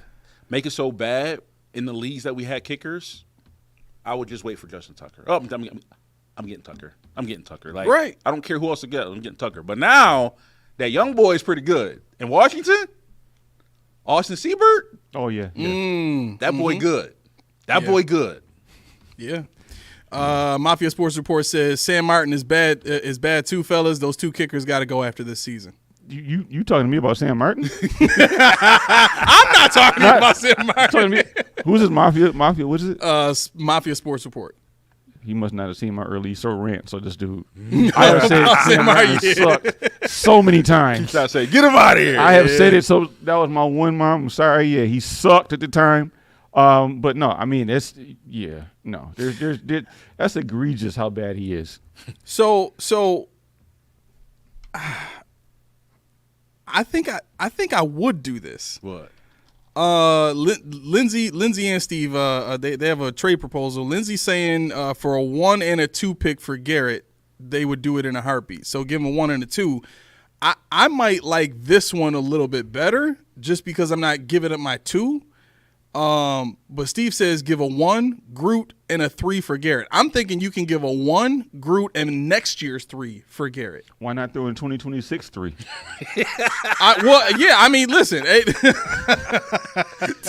Why not? Since we doing this, Well, I don't think you're doing Madden, but they somehow 2026 have at it. Well- a 6th in 2 years. That's crazy. Anyway, go ahead. That just threw me. would you take that? Would you take getting rid of Groot with a 1? Would you give up a first and Groot? I would. I Because you get Garrett for the next 3 years. What, Garrett? He's under contract for the next 3 years. Yeah. Mm-hmm. So by the time he's off his contract, he's 31. You can still re-sign him for another 3 years, and he'll still be pretty good. I would say this. After this season, what is our biggest need that we need to fill? And is a first-round pick going to get us there? If not, then really you could trade it away if you're not going to benefit from it. I'm not doing a first and second. There's no way I'm doing a So first. one or and second. the other. You're not doing. Yeah, I'm right? not doing Yeah, first and second. I wouldn't do a first and a second either. I would do a first and a third. Would you do a first and a third? I don't know. if Not we the even same need year. to- Would you do do we the same- need to do a first though? Huh? Would we need to do it first with Groot? They're gonna want it first. Of course they're gonna want. But would we have to do it with Groot if we did some other compensation on the back end? Like what? So if we gave them Groot and what else? What are you thinking? A Groot, a second, and a couple fourths somewhere, however you want to live. A Groot, a second, and a couple of fourths. So I definitely want one of my first 62s. I want one of those. That's almost non-negotiable. But if I have Groot, who is a force, don't get me wrong. People that say Groot is not worth money, They're saying. tripping. I just saw a report. I don't know if it was Pro Football Focus, but one of them had the tiers. They had the elite tier and they had tier 1. They put Groot in tier 1. wow. They said he's up there. He's not elite, but he's right under those guys. The only thing keeping him out of elite is the fact he doesn't get sacks. That's the only thing he So can't. you think if he got Sisu being in the elite tier? If he was a top Yeah. 10 sack, if he had 10 sacks, Yeah. yes, absolutely, yes. Yeah. And that's the thing that bothers me about this season. He got another one yesterday by touching Gino when he fell down. Now, let me ask you guys about that too. Do you think that some of that has to do with the rest of the talent that's on the team? Do you think if maybe he played with better talent, he might have those sacks? Or I guess I'm asking a chicken and egg conversation. Is a pass rusher elite on his own, or does it have something to do with the other guys on the line with him? Not on the line. I think for him, if you're talking about what would make him better, you have to have somebody that makes the quarterback hold the ball a little longer. So that would be your secondary. Okay. That's the way I look at it. Your secondary, obviously we have a good secondary, but he's always a half a step late, a half a second late. He's always almost there. Right. Yeah. But he doesn't have the pass rush moves. He doesn't have the quick twitch. He doesn't have a lot of the makings of a top tier sack artist. So when people say that he's not good is because, like people that talk about all the other guys, Aaron Rodgers, the names. This is what this person has to do in order to be good. No, because if I do my job to the point where somebody else gets off, guess what? I'm good. If Ed Oliver is doing double digit sacks or whatever. One thing for that, case in point, Aaron Donald. Mm-hmm. His whole career, you watch his games, almost every play he's being double teamed every play. Triple team, double team, yeah. but everybody else got off. But he's Hall of Famer all day long. But he didn't have he had stats, but they wasn't like off the charts because he was triple team and double team. Yeah.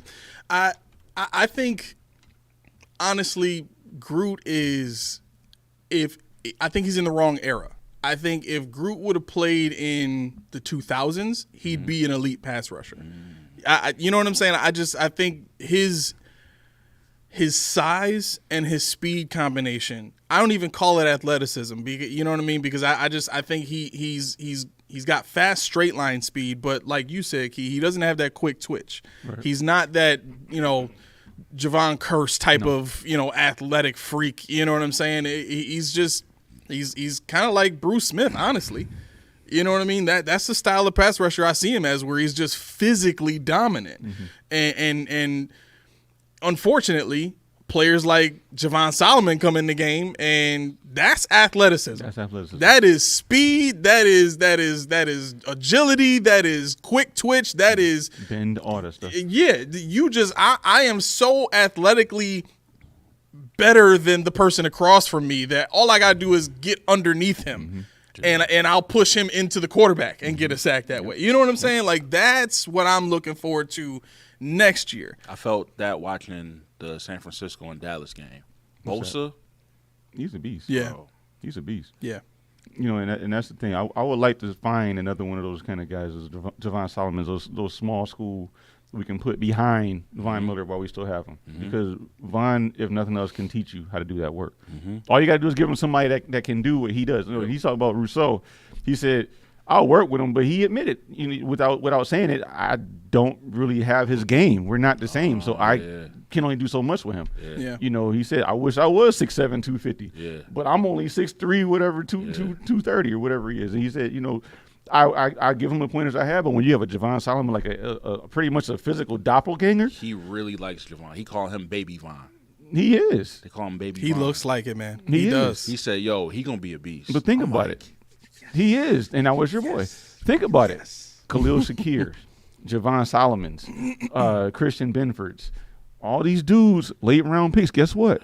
They could be the next big deal for this team. But you got to develop them. And they're finally putting the chits in there for the development of our pieces, as opposed to trying to go ahead and sign more people, that old people. Well, these cheap contracts. we have a defensive coach that knows how to develop young talent now. I think that's been the thing. We've had a lot of older guys who are used to working with older players and having those players, work on their own craft and kind of develop themselves with their position coaches and stuff like that. But now with the defensive coordinator has been doing it for years. He's been developing young talent. Now we're starting to see that with the entire defense. We're starting to see it. Excuse me. Leak says, no, I'm not hearing it. Geno had his second highest time to throw yesterday on the season, and the pass rush still wasn't good enough. Geno Smith went 29 of 32 yesterday, 73%, 212 yards or whatever he had. Geno does that. That's Geno. And the point it holds true. That tells you how bad the pass rush really is on this team. If Von Miller was out there yesterday, guess what? Different ball game. How much better could it have got? I don't need to get better. It's 31-10. Yeah. But the point is the impact. And those are the little things that we say, oh, man, if we weren't injured or we didn't have him on suspension. I mean, just the little tweaks that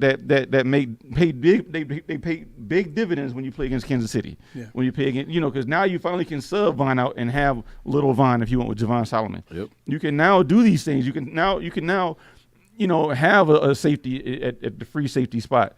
That's not DeMar Hamlin. That goes down. And guess what? Hamlin was our starter last year. We went 6-2. Yeah. Spot duty. Baylon Spector. Spot duty. I don't feel as I don't feel as bad as I did in years past when somebody gets hurt. I don't suck when and get really scared when somebody gets hurt, because I'm like, oh, we got Ulafascio who hasn't played yet. We got XYZ that can come into the game whenever we need them to. Yeah, that's the thing I like about this lineup. So to the comment, his pass was working there, but how many touchdowns did Geno Smith throw?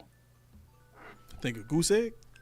He threw no touchdowns, so even though it wasn't elite, it got the job done, and it stopped him from doing what he's normally good at. He didn't throw not one touchdown. He even run for a touchdown. He was useless. He did nothing. The funny thing about Geno Smith, watching how they got in his head when he threw the ball at Smoot, watching how pissed off He he was was. pissed. Yeah, people were lined up wrong. People were running the wrong route. People were not blocking and and dropping balls. And he's like, what is going on? What do I have to do? And to see that and then see he went 29 and 32, I'm like, add up. I didn't realize. I just saw the other way. He really went for 73%. Yeah, he didn't have a bad game. Yeah, It's no, just that's crazy. there's nothing he could do. But so let me ask you guys this. So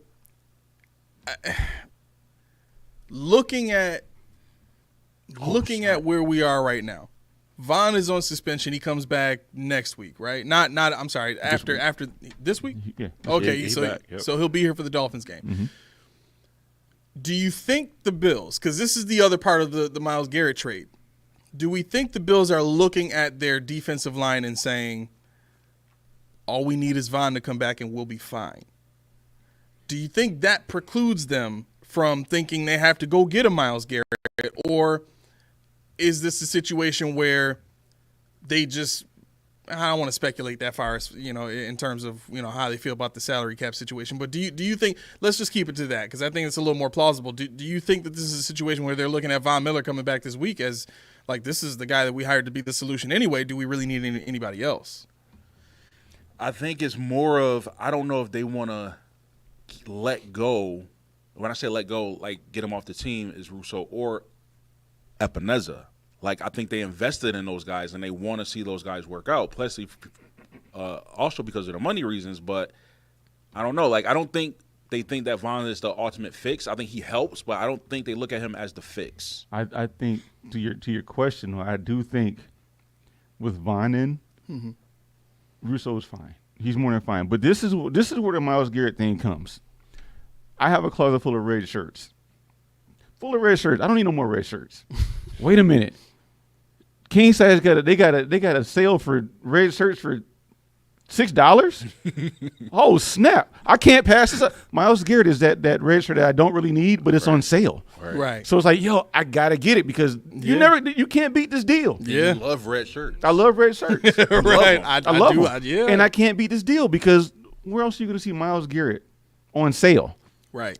On sale. So this may be another part, right? Because we got to clear all the hurdles first, right? We got to clear all the hurdles first.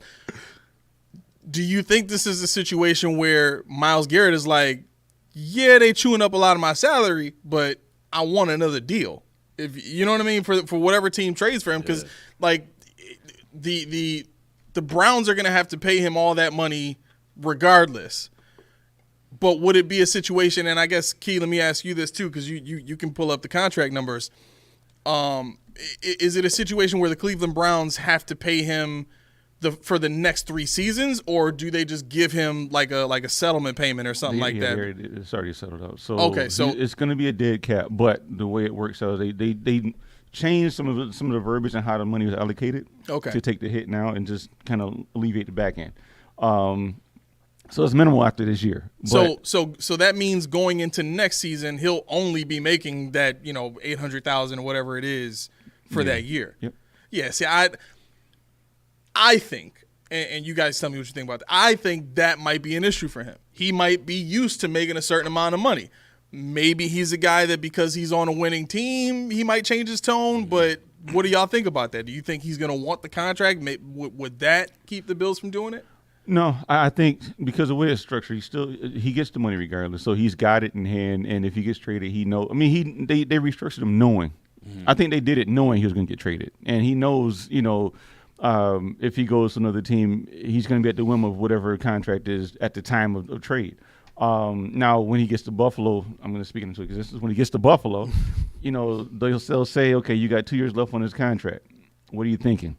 Yeah. How long do you want to play? I think they will address that when he gets there. He'll talk about that. Like, hey, listen, after these 2 years, this is what I'm looking for. They'll extend. I mean, they can put an extension on it, and what they can do with that, they can get crafty and they can put some of that money in the first two years. Mm-hmm. So if they make an extension next year and his salary balloons in the back end, he wants $20 million a year or whatever. Yeah. You can allocate some of that to the first 2 years of the contract in order to not hit your cap as hard on the back end, but also you still are able to do moves and make moves next year and the year after. So he's going to get his money. He can get his money however he wants. If he wants to stay in Buffalo, this is where he thought he wanted to be. He likes Von Miller, Greg Rousseau, whatever. He can be here, and we could pay him. We could afford it. Okay. So just so I'm clear, it's not a situation where the Bills would have to restructure the contract he already has. They would sign him to a new one and just backload it, basically. Yeah, they can just extend it. Okay. Mm-hmm. Got you. Steve says, Bruce Smith trains Garrett. Time to make a call. I didn't know that, but yeah. Oh, you didn't know that? He was at his draft day. Oh, for real? Bruce Smith when we got drafted. Yeah, oh, wow. At his house. That explains a lot. That explains a lot, man. Jeez, like the connection is already there. Just make it happen already. Bruce do it. Like, yo, Bruce, talk to your man. That's what I'm saying. Like, they ain't gotta talk to him. Just talk to Bean. Because Myles Garrett can't say jack. Ain't no trade clauses in the NFL. Yeah. I don't know. Now, does he want to stay? That's a different story. Right. But we got him for 2. Yeah. I mean, I think Buffalo. I'm not hating on Cleveland, but I think Buffalo a little bit better, a little better situation. A little. I'm just saying. Nah, now they got Jameis over there. I don't know. Famous Jameis is cooking it up. Famous Jameis is cooking it up. Now I wish he was. Are we doing this? Are we really? He doing needs this? to be. He needs to be the Bills' backup. So he can be my How many motivational times speaker. have we learned our lesson with this guy? Famous Jameis. He messed up. Stop saying famous Jameis already. How many times do we have to learn this lesson? He is not the guy. So Jameis, how would you feel? I'm feeling blessed. Man, he messed up my parlay, man. I'm feeling better than I Why deserve. did he mess up your parlay? Because I had the Ravens winning that game. And he ruined it, right? Yes. That's why you don't need him as a backup. All he does is ruin good opportunities for things. He's like, me and my soldiers, we went out there and we fought. Nobody believed in us. But I'll tell you one thing. Like, okay, Jameis, go ahead. His speeches are legendary. I know. Bro. I'm like, yo, this dude, he got me believing. Unbelievable. He got me believing. There's a reason nobody jumped to hire the dude. He was one of the last backups signed in free agency. Well, I mean, 30 for 30 didn't help at all. Yeah. 30 touchdowns, 30 interceptions don't help. Well, that was 3 years ago. Yeah, but that don't help at all. After that. Oh, yo. I meant to get this out because Yeah. I thought we was going to do stuff. We still can. We got we got 10 minutes. Stevenson. Who? Tyreek Stevenson. Does that name ring a bell? Tyreek Stevens. Yes. Yeah. Did you see what happened? No. In the Chicago and Commanders game? Oh, yes. Bro, should he be fired? What do you do? Hail Mary. Your man, Key. He left Noah Brown Key. uncovered. The man is taunting the fans. He's like, No way. Key, the play's going on. He's like, What? No way. play's going on, right? So he turns around. He's like, oh, snap. They start running down there. So he runs.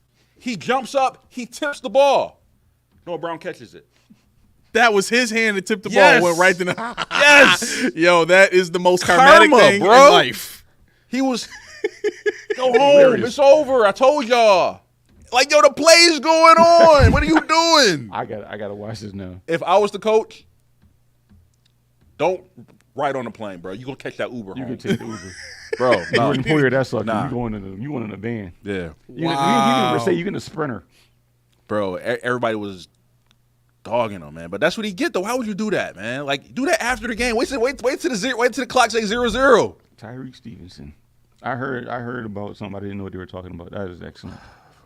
While the play is going on, man, he's sitting there going at the fans. They must have really pissed him off. And I then mean- you gave him the game. Because if he wouldn't have tipped it, Noah Brown probably don't make that catch. And that's Washington, right? Yeah. So Hail Mary, game one in Jayden Daniels. First quarterback versus second quarterback, rookie quarterbacks. Mafia says, honestly, he should have stayed waving to the fans. He actually tipped the ball to the wide receiver, right? Just stay out there. Right. You wouldn't have been there to tip it to him. That's not autographs. That's No, what but it's you know what though? That's what teams are coached to do on a Hail Mary. You got one guy behind the play and one guy in front of the play. That way, whatever happens, they increase their chances of catching the tip ball and running it in. So, I mean, was there? This is what I don't understand. You jump up to swat the ball down. That's what you're taught. Yeah. And in every one of these circumstances, somehow, some way, the receiver seems to catch it. They caught it on us. Yep. And in this particular one, they tipped it to the, I watched the hand. It looked like he was trying to catch it with one hand because his hand was cupped like this. Yeah. He was trying to catch it. And it goes, boop. Right. What? I don't get, you jump up in the air and you smack it somewhere. Like Micah Hyde did in the Colts game after we lost the Hail Murray. Remember the Colts playoff game? Right. Micah Hyde went with 2 hands Right. spiked it. Yeah. That's kind of what you want to do. Dude, I was talking to my Chiefs today. Hail Mary defense. First of all, on a Hail Mary play, there is no reason, we just came up with, there's no reason a linebacker should be out there on the field at all. You don't need linebackers. For real. Think about it. Yeah. Why do you need a linebacker? Give you 3 or 4 pass rushers. Yep. Get your defensive backs and get your tallest wide receiver. Exactly. Get 2 of them. Yep. Put them out there. Box out, basketball, run in the front, run in the back. Box out, smack it down. You all know where the ball going. Yep. When he launches it, everybody can see it, just like playground. Knock it down. But why? Again, I'm just me. I don't make millions and millions of dollars to coach these things. But why is the linebacker out there? Why? You don't need him. Yeah. Put all your cornerbacks and get your 2 best catchers, your 2 tallest receivers, put them out there. Problem solved. To support that point, when you say we don't make the millions of dollars, we are as observant as every other analyst in the world. Yeah. And we were the ones saying last week, I remember specifically saying the Bills need to throw early and often. What'd they do? They threw early and often. And what'd they do? They blew the Seahawks away. You know what I'm saying? So, and we've all had instances like this throughout the season where we call out what the Bills need to do and they do it, and guess what? They win games. So it's not as much a rocket science type of thing as people think it is. Right, It's a lot of it is common sense. When you think about it, football is really a children's game. Yo, what was it you that sent me a video? It was mother ball. Yeah. Yo, this dude, it's one of the greatest. I sent it to Damaris. I don't think he watched it yet, but the dude said, "Yo, football is simple." He said, "I call it mother the ball." Right? Because the point of the game is to have more mother on one side of the ball than the other. And then whichever side the most mother is on, that's the side you don't run to. You run to the side where it's the least amount of mother. Like, he was so serious, like, yo. It's not rocket science. No. It's easy when you really think about it. It's a numbers game. Yeah. And it boggles my mind how fans get shut out of these rooms and these meetings as if there's so much stuff that we can't understand when really it just comes down to mother the ball. Mm-hmm. Like, it boggles my mind. Now, to be fair, I think part of the reason that teams do this stuff is the same reason I don't make all of my decisions or talk about, all of my decisions in front of my children. Mm-hmm. Certain things they don't need to be included on. Right. You know what I'm saying? Right. That's just what it is. Right. I'm getting paid to make this decision. Right. I'll hear about your opinion of it after I make the decision. You know what I'm saying? We'll see how you feel about it then. If you don't like it, we'll see how it works out. If it don't work out, I'll change it. Okay, fine. Lesson learned. But to me, that's been one of the primary reasons why I felt it was necessary to do this style of show where we're trying to keep the palate clean as much as possible. You know what I'm saying? We don't drink the Kool-Aid. We don't get caught up in the rah-rah and all that kind of stuff. We keep a clean perspective on what's really going on. When the Bills are winning, yeah, it's great. 100%. Mm-hmm. Are there things we could do better? Yeah, but we're not gonna kill the Bills for not doing that. Mm-hmm. When they lose, we're pissed off. We gonna vent. Yep. That's what it is. You know what I'm saying? But at the end of the day, it's about accountability. And I think what we've seen this year is it feels like the Bills are starting to listen a little bit more. It feels like maybe somebody at One Bills Drive watch our show on the low and it's that's what I'm saying, because it's like all the stuff we've been saying is we're seeing it happen. Listen, whoever's been watching our show on One Bills Drive, make the Myles Garrett trade happen. That's the only thing we need to destroy the rest of the league. This Uche trade to the Chiefs will mean absolutely nothing if the Bills get Garrett. I'm telling you right now, there is no win that we can't have if we get Myles Garrett on this defensive line. Man. None. Give me Myles Garrett and Hail Mary defense. That's how you do it. That's it. Put who you want out there? You want Keon out there? Or you want Footman. You want Hollins out there? Footman. Put 2 of them out there. No linebackers. Call him the podiatrist. No linebackers. Safeties, cornerbacks, wide receivers. Give me 3 or 4 pass rushers. Yeah. Game over. Yeah. You know what? I thought this was a good point too. And this is one thing that I've noticed, but it I guess for the sake of the team being perfect, I would want to see this. But Mafia says McDermott teams can't run screens, can't defend screens, and can't stop a Hail Mary for the life of them. But on the screenplays, because we've seen wide receiver screens a lot. They're getting better with the wide receiver screens. For sure. But what is it about this offensive line that they cannot, and they've tried. They've tried, but they can't get the screen game. I don't think so. I hate to say this, but when I went to basic training, my TI was super – he loved us, but he hated us because he said, y'all suck at marching. Like, y'all can't march to save y'all life, and that's what he prided himself on. He loved marching. Like, in the formation, that was his bread and butter, and we sucked at it, bro. We was good at everything else, but marching, we sucked at it. And it just – well, you just say, oh, I love y'all so much, but why do y'all suck so bad at marching? I think their feet work is off. They can't get their feet – they can't move – fast enough or get the feet right to do the screens. And that's where Mitch Morse was good. That's where Connor McGovern falls apart. Deion Dawkins is not fast enough. Osiris Torrance, forget about it. Spencer Brown is probably the only offensive lineman we have that could work on the screen. Really? He's probably the only one. Man. So, yeah, to run a running back screen, it's just at this point in time just not going to happen. Because when the Ravens do it, bro, they be gone. Mm-hmm. They be gone. Yeah. I'm like, dang. Yeah, I mean, even when they throw it to Henry, it's like Henry is not a quick shift dude, but he be having so much space and time, man. It's just, and you already know once he gets 2 or 3 steps, it's over. Gone. Yep. All right, so we have 3 minutes left. I'm gonna start trying to like shut down a little bit earlier. That way we're not scrambling at the last minute. So here's what we're gonna do. Key, you ready? I'm ready, man. All right, we're going to get this close going right now. I want to thank everybody for watching. Key, here we go. What's better than a nice, cold, refreshing drink? Not a thing. Now, you know where you can get it from? Reed's Tea. 1 part refreshing, 1 part delicious, 2 parts healthy. Now, that's what you can expect when you have 4 ingredients. Now, you can go over there and get yourself a case. You can over there get yourself an individual, but why would you get an individual when you get a case? Trust me, you won't be disappointed. So head on over to Reed's Tea. See for yourself. Reed's Tea. Click the link in the description below. So tell them Zeus sent you.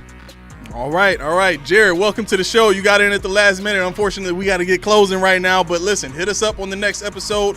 We will be back with you guys Friday at 6 p.m. Okay, Friday at 6 p.m. we will be back with another actually I just got word from Damaris we may be able to do Coach D's Corner this coming Friday, so stay tuned for that. I'll try and put out an announcement beforehand if as soon as I know for sure, but either way we'll be there Friday at 6. So with that being said, I want to thank everybody for watching. If you have not done so, please hit the like, subscribe button. All the links for our social media is in the description of this video.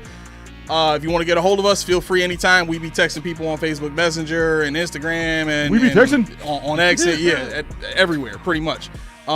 So with that said, we will see y'all Friday. This has been Podium Podcast, home of the all truth, no sodium takes. I've been your co-host Aramis. Melly Mac. 40 keys. Make that thing ring-a-ling-a-ling. I had to say it. Oh, that's right. I didn't. Oh, my gosh. He didn't let me say ring-a-ling-a-ling. Spiel. My bad. What's going on in this place? At least you got Reese. I did get Reese. All right. And you getting out on it. It's 7:59. Look at this. Let's go. We got seconds left. Woohoo. I might better hit the bathroom before I leave this time. You know what? We got enough time. Jared Neiman says, are the Bills potentially the best team in the league? No. Yes. Whoa. No. Whoa. Now you got to come back Friday. All right. Y'all have a great night.